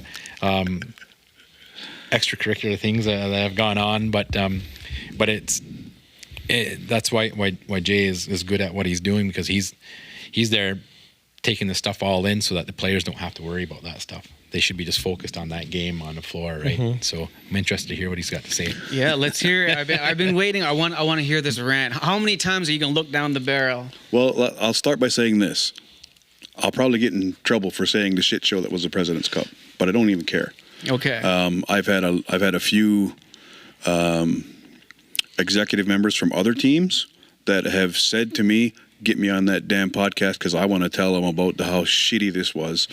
And that's not just coming from me, my perspective. That's coming from at least 2 other teams that were there. There was a lot of behind the scenes stuff that I missed because I was away filming. I joined the Rivermen late in the President's Cup, but guys are keeping me updated and everything. Personally, I would like to jump back to our semifinal series with Hamilton. It's no secret that we were down 2-0. Hamilton thought they were going to sweep us. We pulled the reverse sweep. We swept them. To me, the big factor was in the first 2 games, we had Hamilton officials for both games. One of them is actually the president of Hamilton Minor Lacrosse, or was. So to me, that's a huge conflict. I mean, we've covered all of that. We start our series with Brooklyn in the OLA final. We get that same ref again. Is it coincidence that every game we've lost in the playoffs was with that same ref? Is that coincidence? So who do we have at the President's Cups in games we lost? That same ref. Is it coincidence? I hope that's just coincidence. I wouldn't think that this official is that set against us. Watch the eye roll here. But okay, now let's talk about how the games went. I'm pretty proud that the Rivermen, in fact, got some vengeance against Ladner, against Edmonton. Even though Edmonton came back and did beat us rather soundly in the bronze game, I have no excuses. I mean, I was behind the scenes. I was out there for that. I saw what was going on. You know, guys still had fun. Admittedly, they still had a lot of fun, but I still take that loss as a huge stepping stone because it taught us. We finished higher this year than we did last year. To finish 4th at the President's Cup is nothing to sneeze at, especially when we're a team that has no wallet. We don't have the big financial stability that certain teams do that were there. The whole atmosphere, in my opinion, everybody there that had anything to do with Ontario wanted Brooklyn to win. Rivermen being there was an afterthought. That's my feelings. That's my personal opinion, but that it's been echoed more than once by a lot of people. I think a lot of people were saying that this is Brooklyn's chance because next year they're not going to have a chance because they're going to lose so many players. And that's their own doing. They signed a lot of guys to a B card that were A players. Are those players going to go back and play A where they should have been? I don't know how many NLL players they had. I don't really care. The cap was 3. We had 1. And he joined us late because he was also coaching in Korea. So we didn't even fulfill our NLL commitment. Well, not a commitment, but what we could have used as far as NLL cards, we didn't even use all 3. We had 2 guys signed. Bo Hunter was the other one, but he was having hamstring issues, and we told him, you have an NLL season coming up, rest, let it heal. I had a talk with Bo. He understood. Of course, he's going to be a little upset about it, but he took it like a man. He took it in stride. He understood our reasoning. But yeah, we had one NLL guy who joined us late. So I think finishing 4th with no pocketbook, with no checkbook, is a pretty good accomplishment considering we didn't even finish that high the year before. I know. So they had 2 NLL guys, right? Deacon Knott, and then Hickey, who was kind of more of an under the radar. I think he was a rookie this year for Swarm. So they didn't really fill their quota either. Their big thing was, right, Gavin Prout having those Will McLeods. They had a lot of guys get drafted, right? They had, about 3 or 4 top draft picks in this year's draft. Obviously, you guys ended up having 2 guys get drafted too. But 2 current, 2 former. Yeah. So then, they had Will McLeod, Berenier, right? They kind of worked the system. That seems to be the whole Ontario gets lucky, because then they got these guys, even yourselves, right? You had David Anderson coming down from Coldberg and different things like that. I think the other question, so you're saying you were one of the OLA teams not going after the Muskies? Because the big thing on that other show was the Muskies saying OLA and the Hiltz, right, the senior B guy. It seemed to be at I know you were in Winnipeg at the time. He said the meeting was the ROC guy they didn't talk really about the rules or what's going to be called increased diving and stuff right away. It was Allegheny shouldn't have 3 Nations players, and it was the Muskies shouldn't have OLA coaches doing both. And Wilt, their 3rd goalie, played Brampton Senior A last year, even though he was in 3 Nations this year. Seemed to be a lot of the tit for tat, and seemed to be a lot of nitpicking and whining, if you ask me. I assumed the Rivermen probably wouldn't do that to Muskies, but I just figured the Hiltz guy probably ready for Brooklyn. I wasn't there. So I can only go by rumor as to what was said in the back room. I had this discussion with Hiltz before the OLA final about the definition of hearsay. Him and I had that discussion. So what I'm getting from what was happening backdoor meetings, whatever meetings, to me is hearsay. I did hear a lot of rumors as to who said what, who said this and why, blah blah blah. It's over and done with. Muskies are the champs. I give it a shout out. There's a couple local boys on the Muskies, but the thing about it is, when the rosters were submitted, you had that time to protest. You had all of that time. There were certain individuals still protesting the Muskies going into the championship game. Kind of late for that, I think. As far as OLA goes, I don't know who was protesting on behalf of the OLA, whether it was the commissioner, whether it was representatives from Brooklyn, whether it was representatives from the Rivermen. I don't know, because at that time I was out of the province. I really don't know. I can't answer for anybody.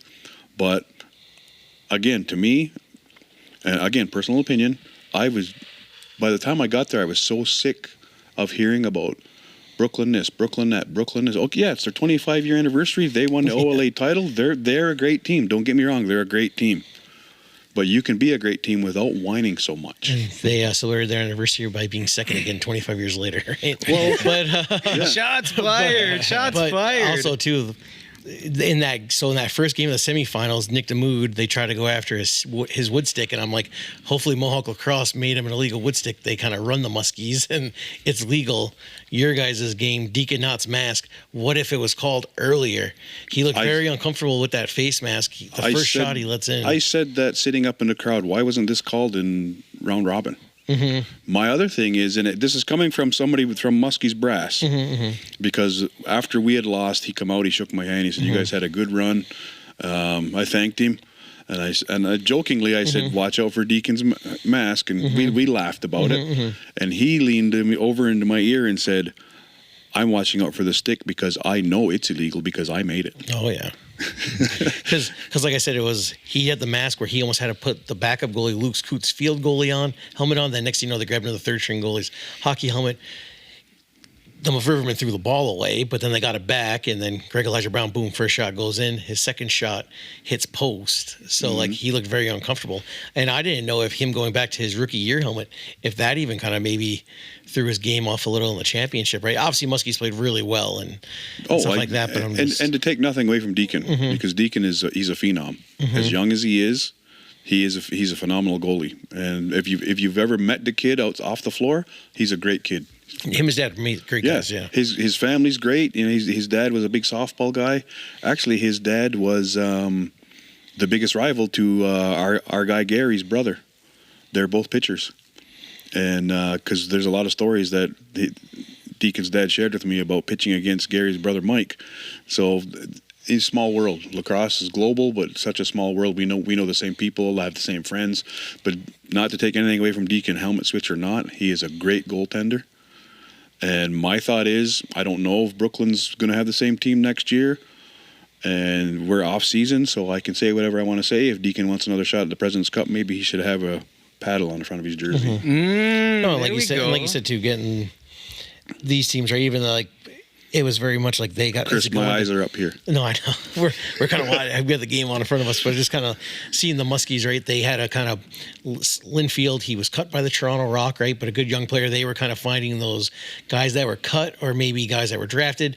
They kind of beat the system of putting a good team together with, like you said. Oh, there's the cat eye there. I remember playing for the President's Cup in, was it 96? Mm-hmm. And we had to play the last place senior A team.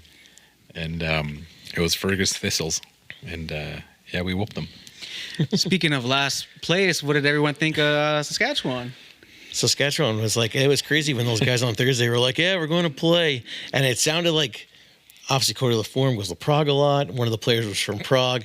Then different guys he ended up trying to ask were all guys that played OLA and Can-Am, and you can't ask them on a Saturday, Sunday. Well, there was an emergency release they could have given them, but then going back to all these protests filed, I got a message from a player that was OLA player, even though he did not play this year. I think he only played Masters. I'm not even sure if he played Masters. Messaged me and he said, "Are the Rivermen protesting me playing for Saskatchewan?" And I was like, "I have no idea what you're talking about." And although his rights are in the OLA, two other guys that they denied as well were both Can-Am. But they were giving emergency releases so those guys could pick up players. So guys like Lucas Beaver and Chris Atwood, who played Can-Am, were denied. Craig Atwood. He did play Masters. The only thing, if he went and played that, he wouldn't have been able to play our provincials this past weekend. So, I mean, like, why were those three denied, but other guys were allowed to be picked up? I don't know if it's because, like, Cody LaForme, hasn't played since, 2019 Nova Scotia, and he just ever been picked up in Aaron's, / years ago. Well, didn't Cody play Senior C a couple of years ago? He did actually last year play a couple of games, So his rights technically were still OLA. Yeah, almost. It's almost like if they don't know, because that's what I think I said in the live chat about Vince Cree. I'm like, he plays West Bay Quebec League Senior C, but these guys aren't forfeiting any games, so I guess that transfer doesn't matter. and it's like, to me, if you played a couple of years ago, let him go play. Yeah. But this year, with the Rivermen, I had to sign a reclassification form for a player who hadn't played in 10 years. Yeah. And he still had to be reclassified. I'm like, is this for real? This is a pretty shitty rule if you're going to have to make a guy jump through hoops 10 years later. Saskatchewan was funny, though, and I give those. It was funny because you had Saskatchewan, Allegheny, the Muskies, and then the Rivermen were pretty much the 4 Six Nations teams, right? Had at least besides them having a good 3 or 4. Obviously, his sons. I said I wanted to see Joe Hall in net for Saskatchewan. I texted one of their players. I didn't get to see that after that game happened. I was like, would have been cool if Joe Hall went in net because I know he has a few times this year. But the next best thing was seeing Lane Smith in net. And Chase Martin playing out and scoring. Yeah, and like I said, I kind of got home. We were running around playing a little pickup that night, and I got home. I seen that snap of him being like, "Here we go," and I just turned on that game immediately. And I'm looking for Chase. I think they kept saying Chase, and I'm thinking Frazier, and then I'm like, "Oh no, there he is!" And then the whole Lane Smith's player of the game, but Chase walks up pretending to be Lane Smith. Well, they said number 48. Yeah. And Chase was wearing 48. Yeah. And I know poor Jake Elliott was he got confused too. Of what I remember, just kind of. Commentators on the game did have it straight. Yeah. Announcer sitting down below in the penalty box. He messed it up. He messed it up. Yeah. Yeah. So it's. And see, I was talking to Billy D, Billy D. Smith, and he had said, maybe Lane will get a shot at NLL as a goalie. I wanted to write that too, because is it true you didn't let him play goalie? He said years ago I know there were some pads on buy sell. Even I was like, this might be a good. I was like, this was a great deal. Lane scooped it up, and Lane starts. jumping in net a bunch there, and he's doing a good job. And then next thing I know, he's selling his player helmet and gloves. And then I go up to him at the next Thursday night pickup, and I said, "Oh, here, I thought you were going to go full-time goalie nowadays, but I see it's just because you got a new helmet and gloves." He's like, "I'm actually going to sell those goalie pads. I'm sick of going to net." But I know he was like, "Yep, Jay would never let me be goalie." He's like, "I always wanted to be." Because back then, I would have had to be the one buying the pads. Yeah, no, definitely. And he was a good goal scorer, so it wasn't like you saw the talent in. It's a little known fact, Lane used to get Defensive Player of the Year. Mm-hmm. See? Nice. Found his niche going to the net. And he did good. And like I said, that was just funny. I felt bad for Saskatchewan. Everybody wants to see them versus Manitoba. Well, Saskatchewan's the host next year. So who's hosting? Is it the Roadrunners, or is it going to be the SWAT, or is it going to be Standing Buffalo? And not to knock Saskatchewan lacrosse, because they're obviously up and coming. Mm-hmm. There was rumors about why the Standing Buffalo Fighting Sioux didn't come. There was rumors about that. And then the Roadrunners came. But I'll put it out there. And send me hate mail if you want. Send me hate mail. If Saskatchewan can't put together one good team, how are they going to put two? How are they going to put two in the President's Cup? No, 100%.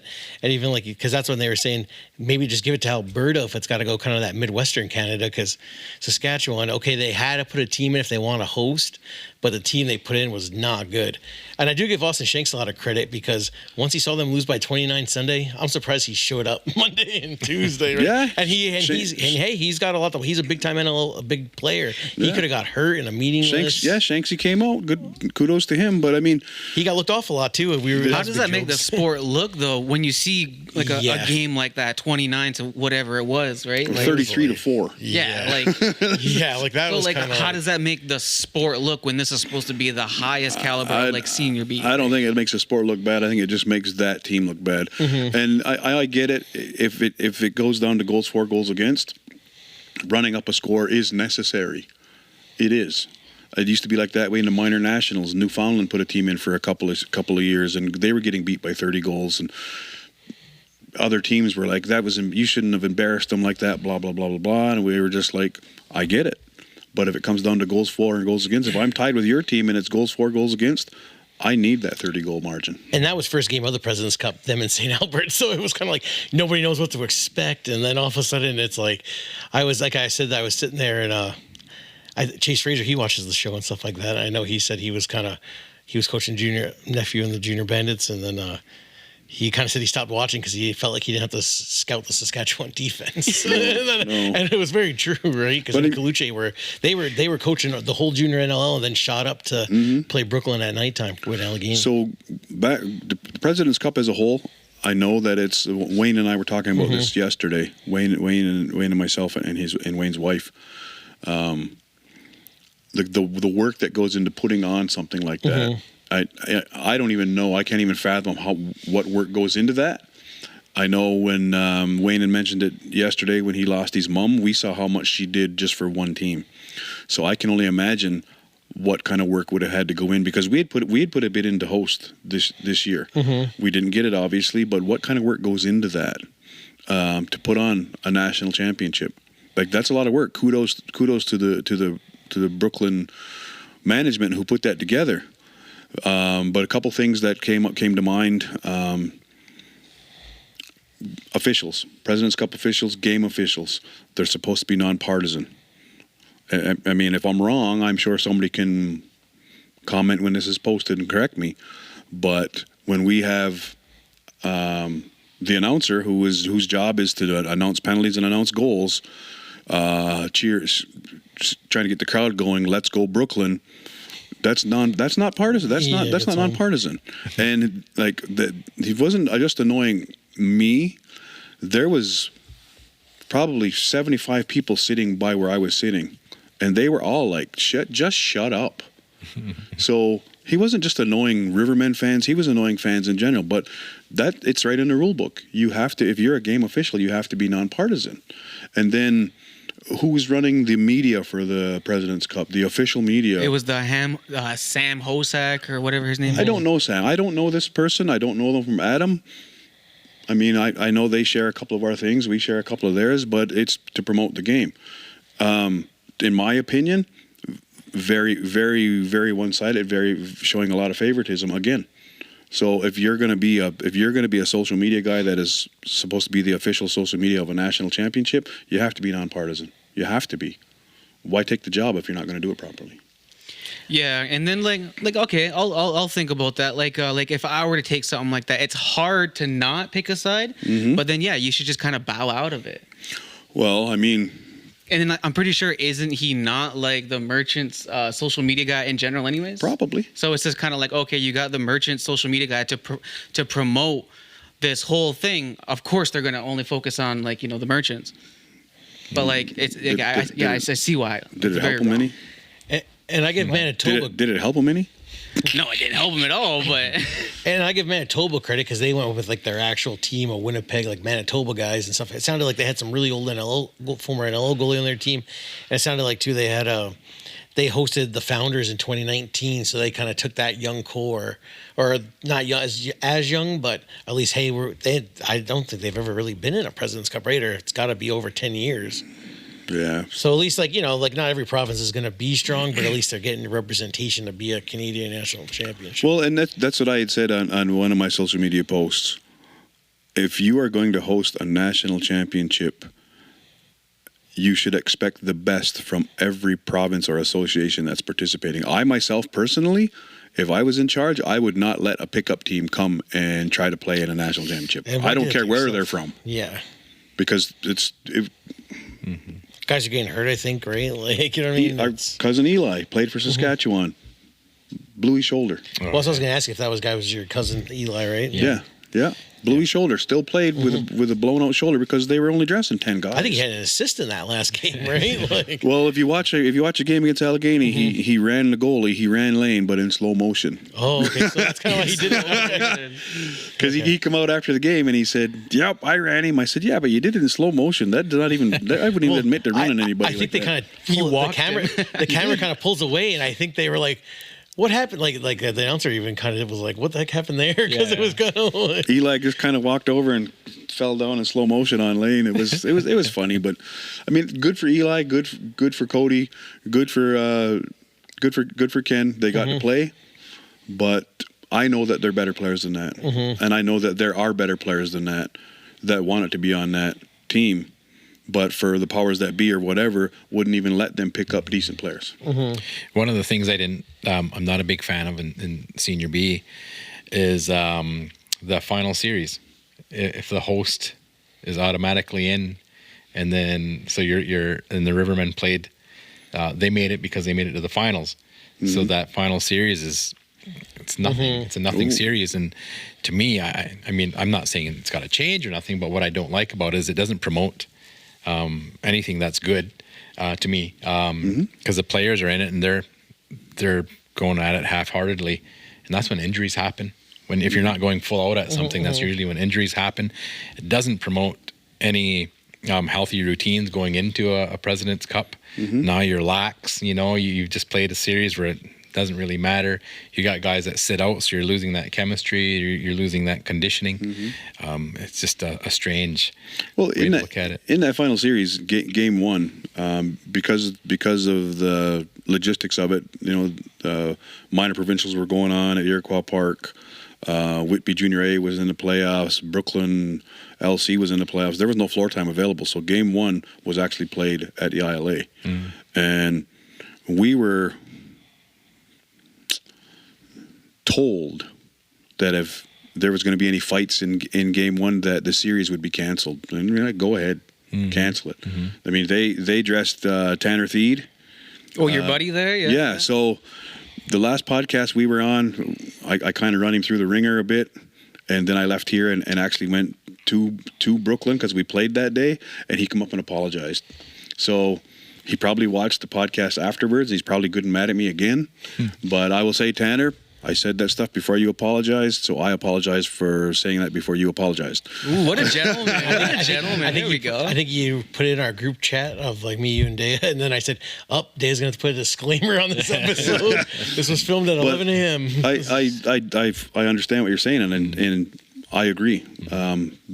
Being behind the scenes with the Rivermen, some of the guys had the mindset like we're already in. But there's so many variables to that. What if Brooklyn finished last?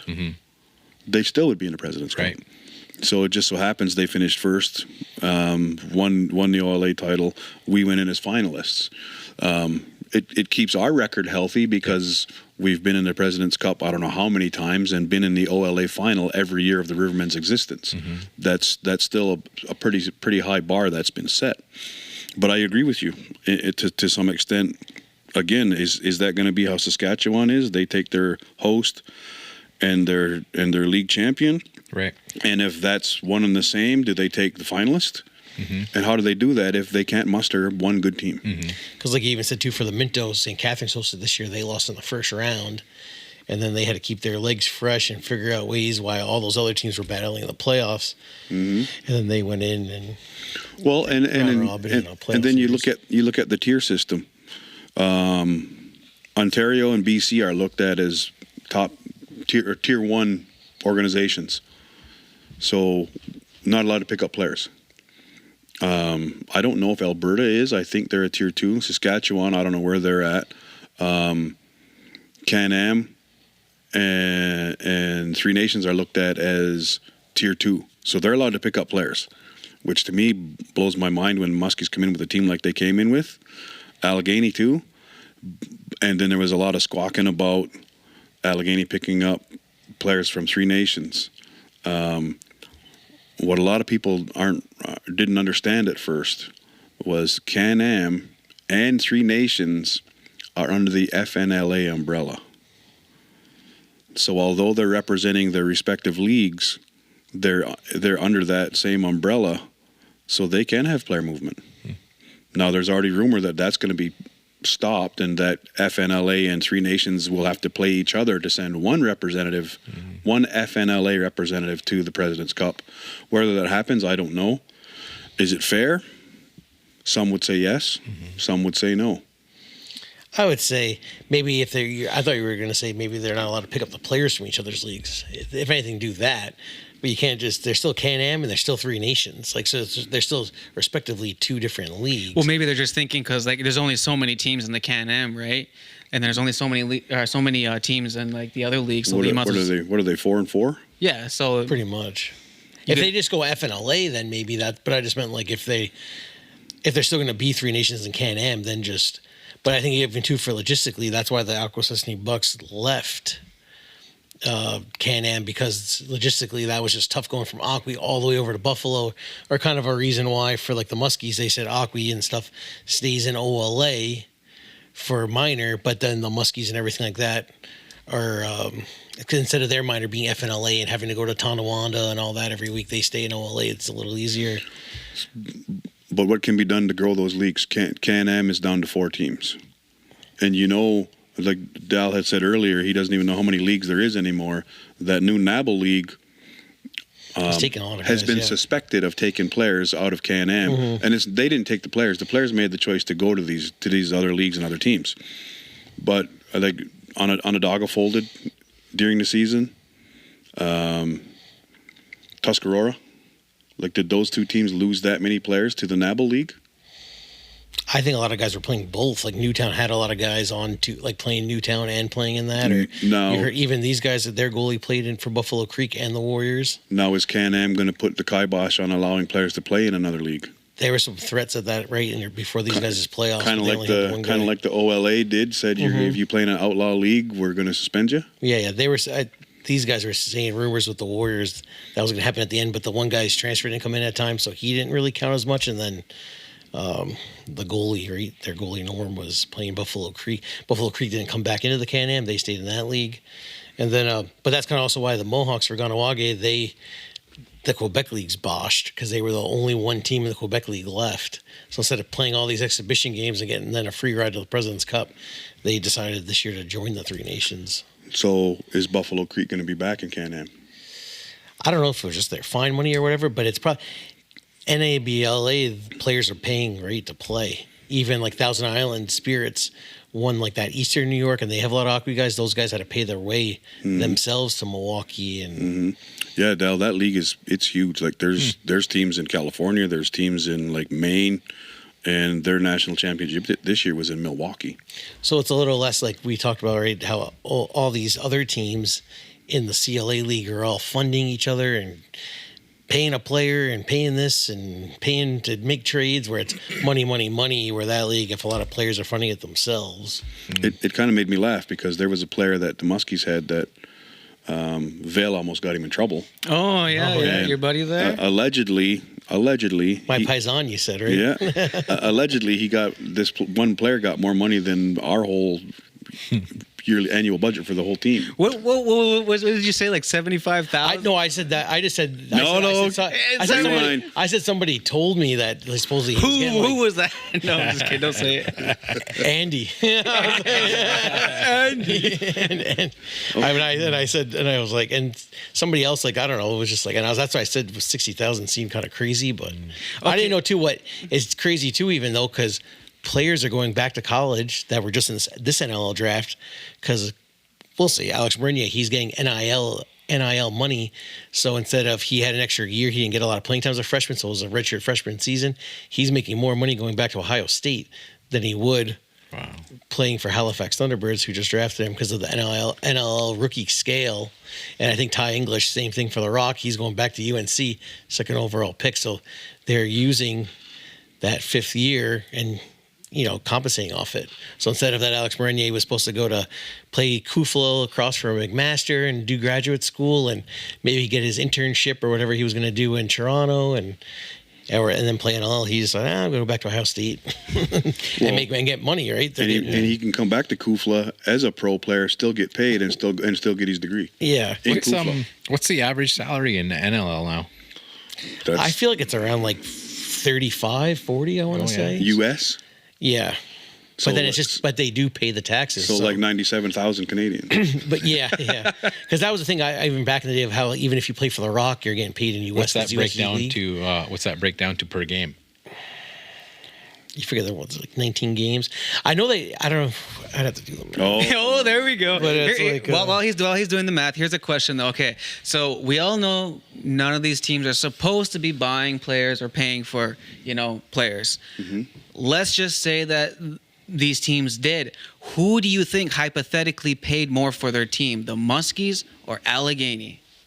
Hypothetically, because again, no one pays for their teams. No one's paying for these players. Hypothetically, who do you think? I can only speak for the Rivermen. I know we didn't pay anybody.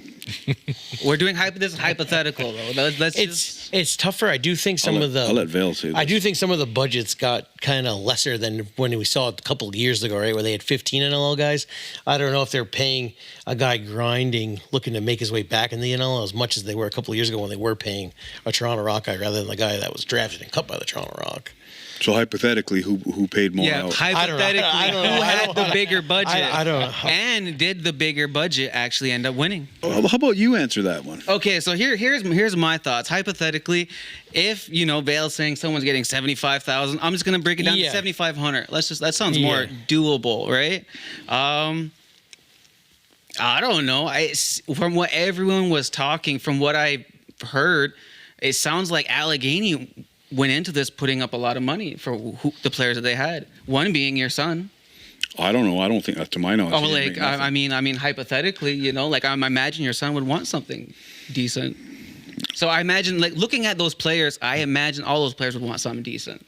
And then looking at the Muskies, I just heard rumors from Vail, so I'm just going off of that.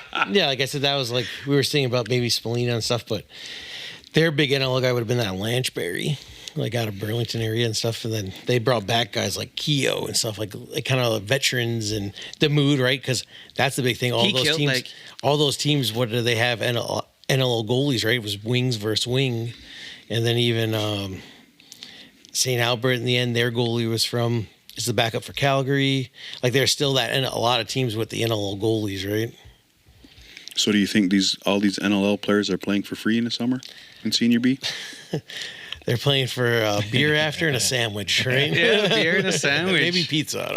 That money game's been around forever, right? Yeah. I used to get offers to go play for money, but I just couldn't be bothered. I was always working on iron steel working, and I remember one year for the Chiefs, this was after the dynasty, me and Roddy got asked if we would not take any money so that they could have enough for the other players, and we did. We didn't. We would have played either way, right? Even playing pro, I would have probably played for nothing. That's why I was asking you, what was the number you come up with on average per game? What, like if I did 35 divided by 19, it's like 1,085. Oh yeah, That's about right for rookie. So like, are we talking 18? Well, like 1,800 a game? Yeah, and then you Okay. figure that's like, but then it's too, they just got to pay the taxes like in New York and all those places like that. But that's a big thing too now, I guess, right? With the league becoming more Canadian based, Right. Those teams aren't shelling out the insurance where every time they went to New York, those teams had to insure all the players and stuff like that. And the insurance is different in every state too. Like that, I learned that from talking to a couple NHL guys, that if they agreed to a certain price with their team when they had to go play in a different state, the pay was different because the taxes were different in that state. Right. So, And John Tavares, a hockey player, went through a bit of the tax issues. yeah. Well, like, yeah, a few of the Canadian guys, right? We're Yeah. doing that kind of recently of Yeah. the government wanting more. And then obviously that's the whole thing with the NHL of them like that biz nasty and spitting chicklets, right? Is, Yeah. oh, go to Texas, it's tax free, and Tennessee, because Florida being so dominant, right? Those guys aren't shelling out as much as their paychecks were, you know. And if you're- what wasn't the issue with John Tavares? Was something with his bonus.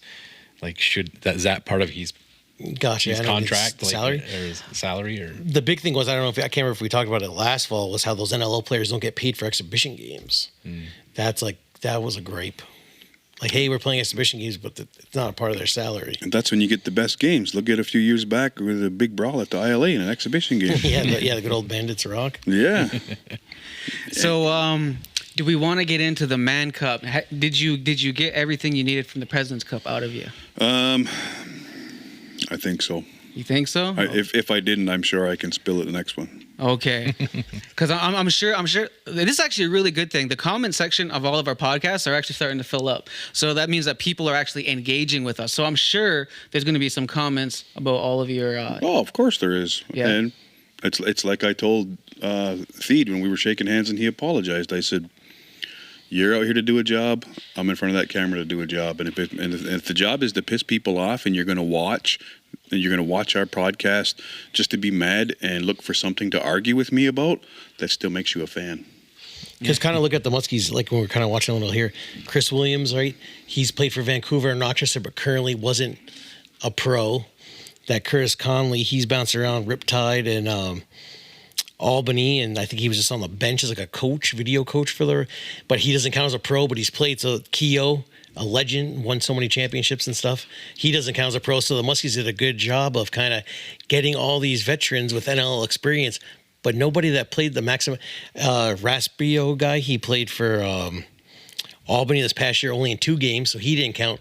So I'll give their management props for working the system well of kind of getting all those pro players that didn't count as pro players, which, hey, It's very strategic. yeah. And like, I don't know if that was Joe Hall making the calls or the other guys, but hey, So when does the rumored rule come into effect where they drop it to one NLL guy? then that's what I keep hearing about too. And that's when it almost is getting to like, so how many NLL guys can you have in Senior C? Is the Tomahawks or the soon-to-be Schooners going to stack up and get 10 NLL guys? And is it because there's no rule in that yet, right? In Senior C, But there's a rule that's only enforced at certain times against certain teams, that if you played MSL, you can't play Senior C. And that was the weird thing when I know, like, talking to some guys that were at the President's Cup, was Brooklyn protesting the Will Johnston being the third goalie for Muskies, and then because they thought he still played Brampton Senior A, and they were like, no, he was on Ottawa this year. But kind of listening to their coach for the Muskies talk, they're saying he was an import because he played the previous season for Brampton Senior A or something like that. So he was, I don't know. But then you figure Colton Marquise played for Allegheny, and he played last year for Peterborough. So I don't know. It's just weird. Well, how many guys did Brooklyn have that were in Peterborough uniforms all season this year? Yeah, like you said, Saris really didn't come into at the President's Cup. I don't think he played for you guys in the Ontario Finals because he was kind of Even if he did he even have enough games in? Probably not. So And then they had Will McLeod. Maybe I should protest that then. Saris, Will McLeod, Hickey, Deaconot AP'd a couple games for Peterborough. I think he just backed up either Rose or or Hutchie. At the time, yeah. My guy Hutchie. And then I know from talking to some other players that there was a player from Ottawa on the team, and their face-off guy, they had also got asked if they wanted to drop down to B cards. But if you're coming from like a Laura Fergus going all the way up there to Senior A and then going up there again for a Senior B game the next night, and the guy from Ottawa was saying that's just too much travel. But he pretty much seemed to Gavin Proud offer his whole team to kind of go up and down this year. And hey, that was his luxury of you're the GM of the Rivermen, you got to deal with Dewey, where this guy doesn't have to argue with himself unless he's kind of like that. Unless he's a veil. Working with Dewey's fine. Yeah, no, and I know you have a great working relationship. I just meant it is easier though when you're the guy calling the shots for 2 games. You're the GM. You're the GM for both your B team and MSL team. It'd be way easier. Yeah, but what the Chiefs got going right now is if it ain't broke, don't fix it. And honestly, for the Chiefs this year, they didn't drop too many guys down. It seemed like at the start of the season, the guys were Rivermen, and then you let them go up. Where it wasn't like maybe 2 years ago or even last year. Would you say you had a couple guys drop at the end of the year? Well, we had a couple guys last year that were basically Chiefs call-ups whenever they were needed. Caden Brennan, Zane Dalpy, who played with Oakville because their rights got traded to Oakville this year, who got drafted. They also got drafted this year. And like you said, Dalpy just came out for 2 games with you guys, and Caden never made it out, right? Speaking of drafted, I had a question that came from someone. Do you think Anderson will get drafted first when it is his time? If he doesn't, he should. I mean, the kid put up good numbers in MSL, and he put up great numbers with us in the short time he was with us.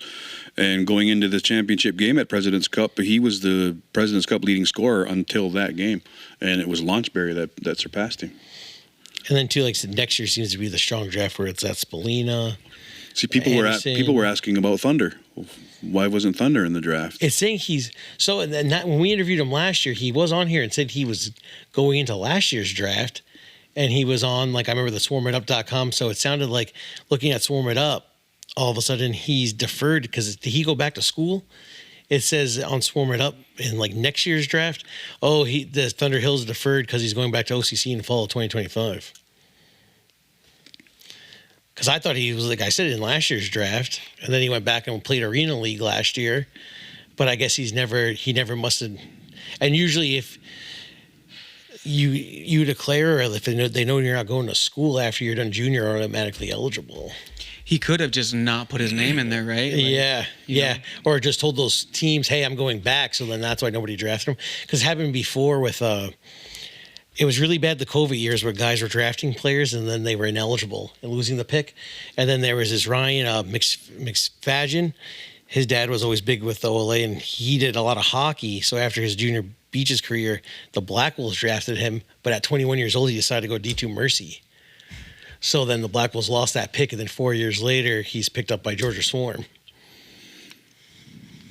I don't know. There was a few guys, even in the MSL draft, that blew their picks because they were drafting players that weren't eligible. Yeah, like Peterborough did Cash Dockstader, right, and stuff like that, and that's just recently. Yeah, and even looking at we were talking about that Jackson Webster being MVP of Owen Sound for Owen Sound this year in Senior A. I got looking at some old. I was looking at all the good players or younger players that the Chiefs have traded away for their superstar guys. And there was a couple of years ago the Chiefs drafted Jackson Webster, but it says it was deferred because he still was junior eligible. So I wonder if that is what will happen with Greg Elijah Brown. Yeah, because that's what's he just got drafted, right? He just got drafted, and he's at Syracuse right now. And then Aiden Fern was another name from Riverman. Fernsey, yeah. And then 3 players from Ganawage. Mm-hmm. So yeah. I thought too was good with Daibo. We were during the day we were trying to figure out where Jameson Bucktooth was going to go, and I was like, just go to Georgia just because they draft all the guys, right? Their GM guy likes the reserve pipelines of the different guys. Wasn't there even someone I don't know, it might be the same guy you're talking about from St. Catharines. Yeah, that's what I'm saying. Okay, yeah, same person. So during the day, and I was like, or does a Halifax take him, right? Just like some of those guys, teams that get Native American guys. And then here comes Rochester. Yeah. They got Amos Whitcomb, right? So they're picking up some Seneca guys and stuff, starting that pipeline. But yeah, Jameson Bucktooth goes to Colorado. My thinking at first was maybe Pat Cole, their coach, being the coach of Coquitlam and stuff. He'd seen him firsthand this year at the Minto Cup and everything like that. Maybe that's why he liked him. And then Daibo playing for Coquitlam, and I think that was one of the questions we asked was, what was it like playing for Pat Coyle? He liked him here. Hey, he's in the draft. Okay. Those connections, right? And kind of impressions and connections, and kind of helps these guys move up in their careers. While we're talking about guys that are going to college and guys that are draft eligible and stuff, I think we do have to mention the recent loss of Noah Snyder.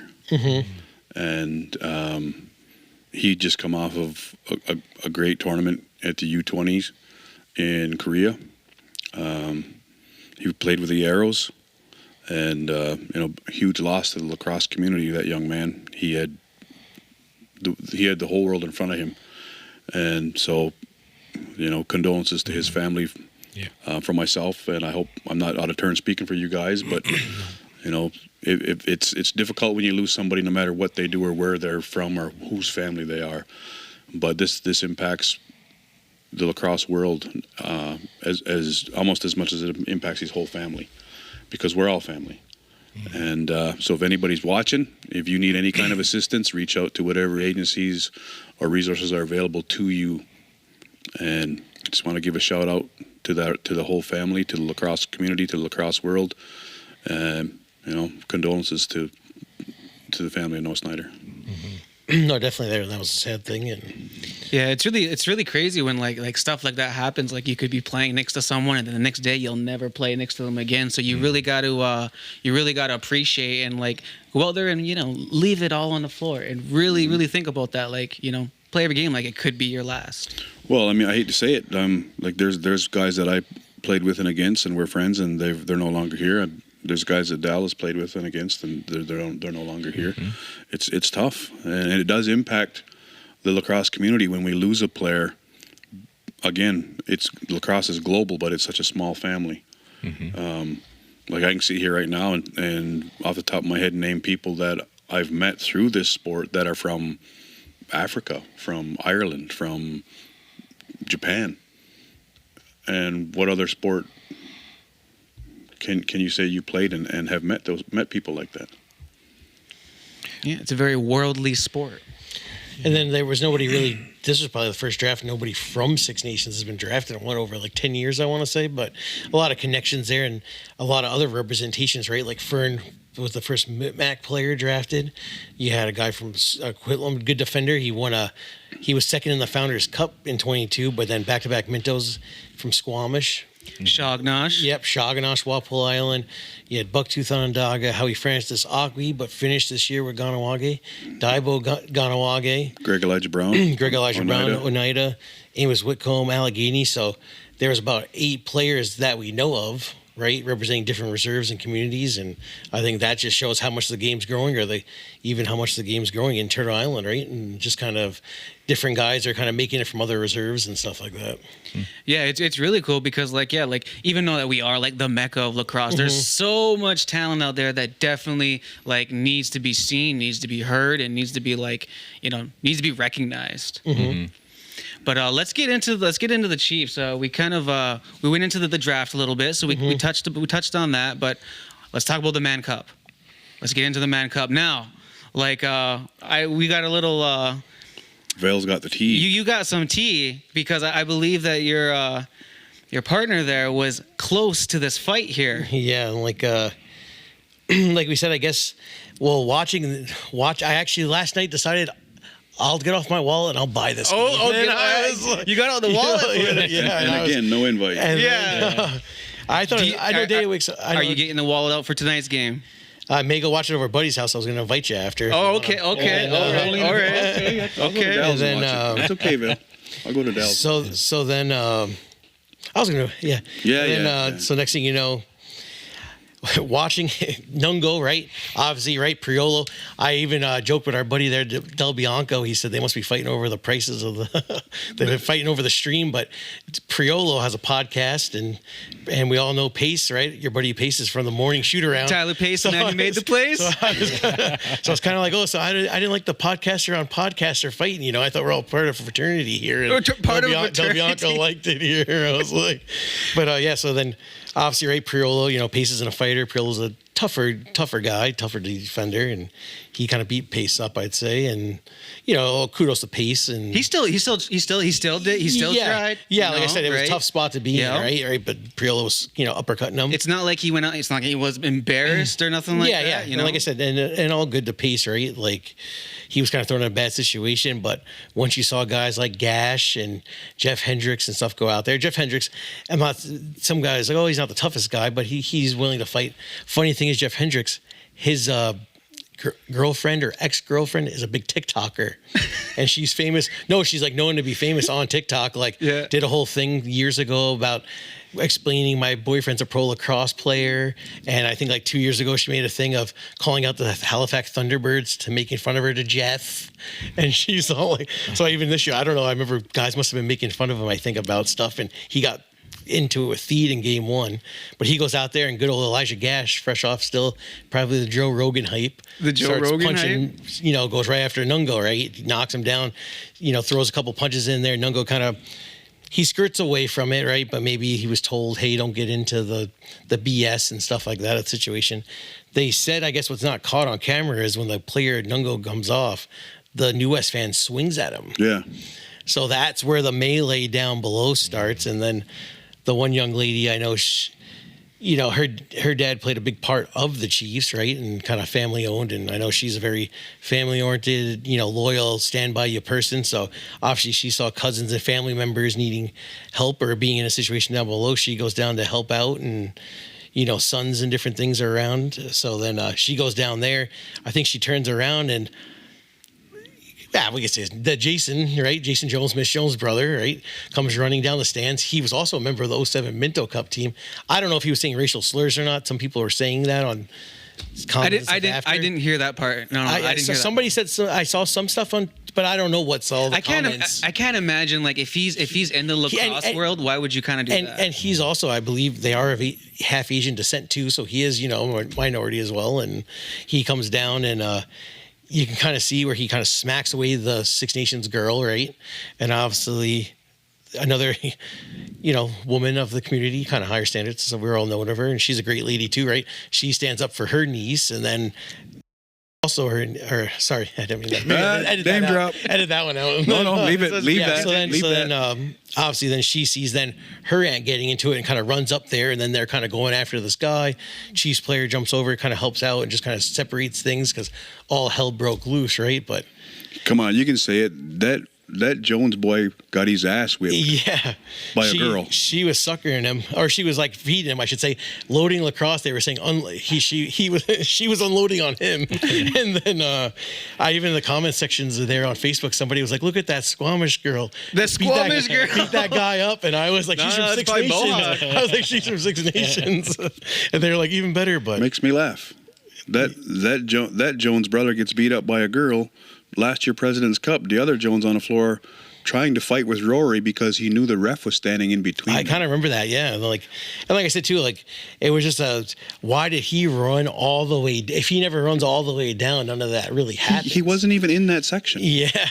Like I've had reports from people that were there that said he came from 3 sections over to start running his mouth. And I thought, but I'm watching it live, and the next thing you know, they're like, "Oh, there's fights in the stands." We've seen like media, like guys we all know, right? Like, "Oh crap, what's going on?" Then everybody stands up with their phone, so you couldn't see, and then the announcer's like, "Oh, there's women getting involved now," and I'm like, "Oh, I wonder if I know any of them." And the next thing you know, and you knew all of them. Yeah, right. So sure though, like we're so close to the action that like you would know someone who's right there. Yeah. And then I'm if you multiple people, my old boss. You pay close attention. Well, no, I recognized everybody. The owner of the Chiefs, his mother's in there. Yeah, that's what I'm saying. The owner of the Chiefs is in there. along glass level. Like it was, and even just like this last Peterborough game, they asked me to run the 50-50 numbers over, and like at the ILA, right? Or even remember last year the rope situation. Like, why was nothing roped off there?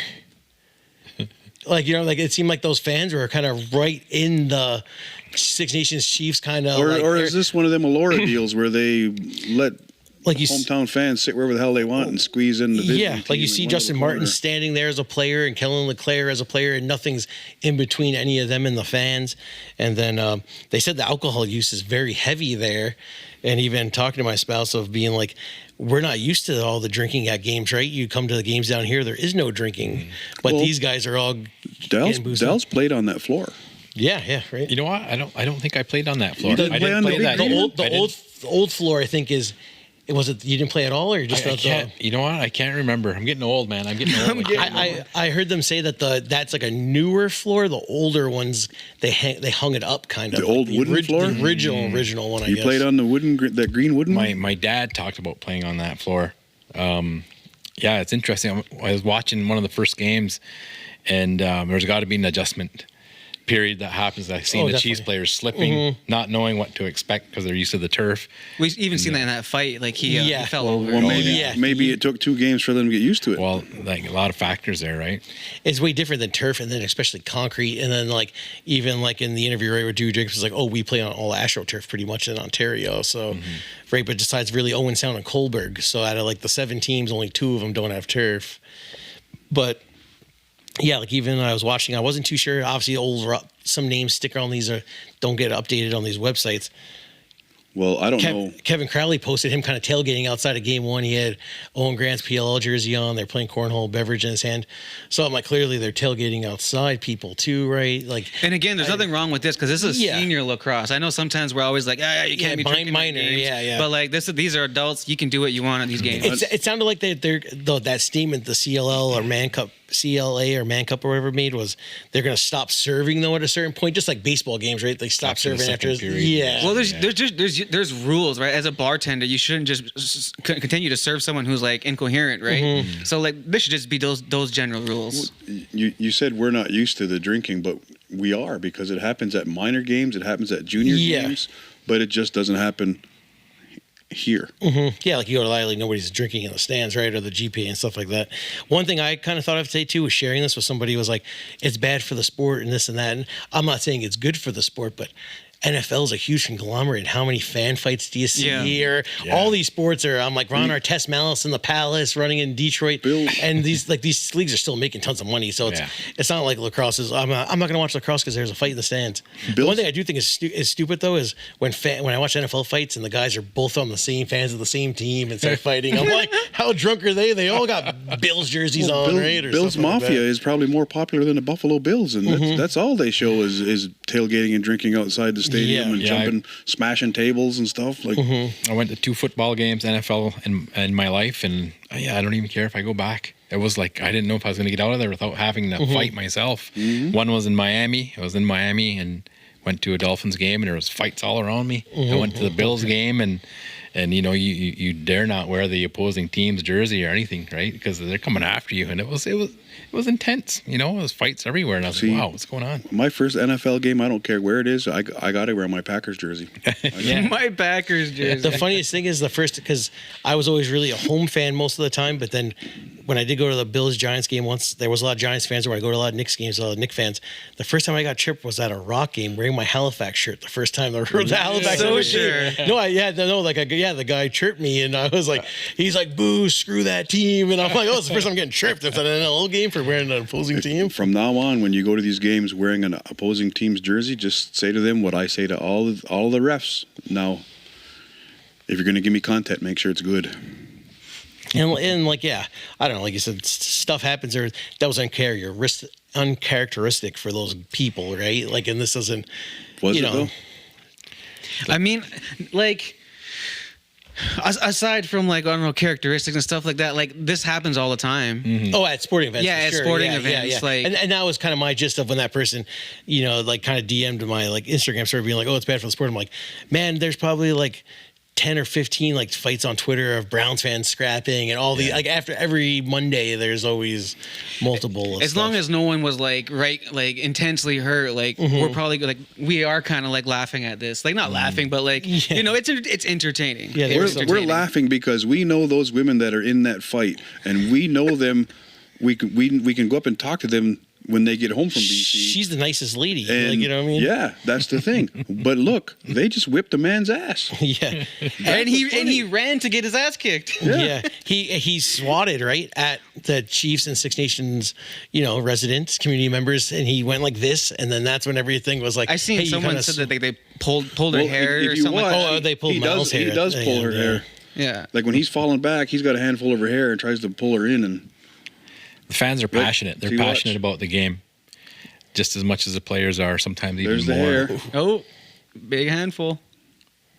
No, he's like, Yeah, yeah, you can see it. Yeah. So he was kind of like getting back at her, right? Yeah. Like I remember playing in. I was playing for Albany or someone. We were in Philadelphia, and you come out through the tunnel, and there's fans throwing coins at us. As we walked coins, by, I eh? was like, "Whoa!" And they were saying, and they would introduce you, and they all say "sucks." I think they still do. They still do that. Like they say your name. And Yeah, I know what you Reno mean. Yeah, say yeah. "sucks," and that was crazy. I was like, "Wow!" Or I went Fans to are that into this. I went to a Yankees game back in the day, and the guy's named Jermaine Dye, right? The left fielder was like, die, Jermaine Dye, die, Jermaine Dye. Like, you know what I mean? Like, shit gets kind of ruthless, right? It does. It does. The funniest was this. Did we talk that time about that Amsbury? Remember, he was out, played the one random game with Lane.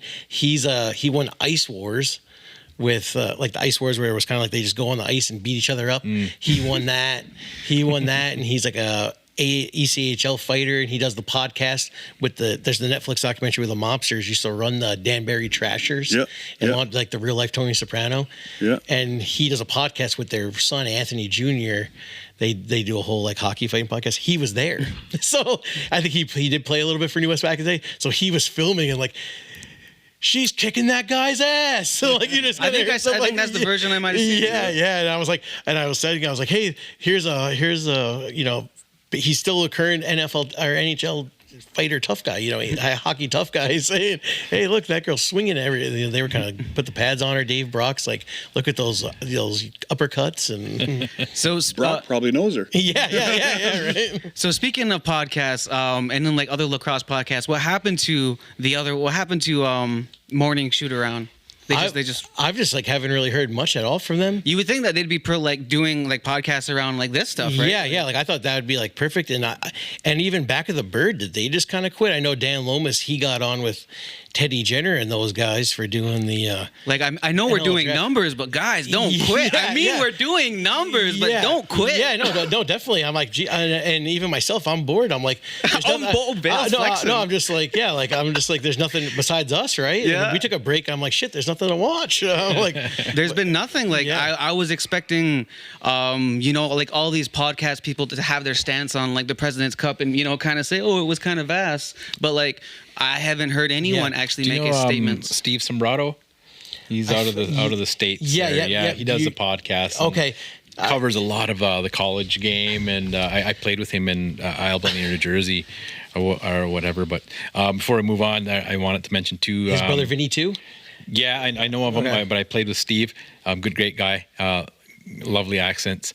And No. That's why I had to take a break. I'm like, well, those guys, Port Washington guys. So when I was the Lizards, my dad was like 43 at the time. He was like, geez, these guys are, because MLL came so later. Yeah. They were playing that, and then I used to play versus their nephews Jeff and Jake. They were big time players. Played at Hopkins and yeah. So stuff. they cover a lot of that. But there was I seen on social media shout out to Mark Burnham, Red. They call him Red, fighting cancer right now. So I just wanted to tell him, we're thinking about him. I played with him, I think it was in Rochester when I was just young. I don't even know if he remembers me or not, but I remember him. And, he's been a staple in a field game for the Iroquois Nationals for a lot, battling cancer. So hang in there, buddy. There's, they created something, show playing wall ball in honor of Red. 4:30 today, right? Yeah, there was a medicine game being played in Onondaga for him today. Nice. So, I just wanted to mention that. And there was also this guy, Joel Herman. He passed. I don't know if you've seen like Lacrosse Limited stuff posting that. I knew him pretty good. I don't know. I still don't know if it was FDNY. His dad got shot. It was an NYPD cop in the late 80s and got killed, shot going to a domestic violence when he was just a boy. And then kind of grew up without a dad, didn't get into lacrosse till late, and then was an All-American at Nassau and at New York Tech, and then got into firefighting and played both, was a big star on both the FDNY lacrosse and football teams. And a story there was when he was at Nassau, one of their players, his dad's is like, Joe Herman, what? I remember that name, and he went over, and he was the first cop called to the dad's shooting, was one of the first cops on the scene. So years later, his son ended up playing with Peter Boucher, a good friend of mine. He ended up playing with Joe Herman. They had a New York Tech connection there where Pete first was like leaving New York Tech for Nassau. So it was weird how those lives or those two families intertwined with that tragedy and stuff like that. So it was really sad to then hear Joe died because he was a great athlete and everything like that. And there's a lot of unfortunate things happening, I guess, out in the lacrosse world with deaths. Yes, it is. It is Death, sickness, part of life, right? And but I don't think the Chiefs are staring death in the eye. Oh no, not anytime soon. I know they do have a game coming up tonight. What time is the game going to be at Vale? So 10:30 and their our time. I guess what's that, about 8:30 their time, and they played really good last night. Yeah, and before we get going, though, I do want to give you guys some updates on some things that have been going on. I guess behind the scenes with us. So we got some cool donations coming to us from a lot of fair boards, and we're going to be giving them away on September 20th at our skills competition. We have passes to the Caledonia Fair, to the Simcoe Fair, to the Ancaster Fair, and we're going to be giving away to all the youth that are coming to the skills competition. So if you want to get some free passes to all the fairs that are locally around here, you got to show up to our skills competition, and we're just going to be giving them away. So that is sponsored by all of the fair boards that we reached out to. Again, Ancaster, Simcoe, and Norfolk, which is Ancaster, Simcoe, and Norfolk. I'm gonna need a couple of those Norfolk County Fair passes just so I can go and critique the food early. Give an update on the food before people go on the weekend.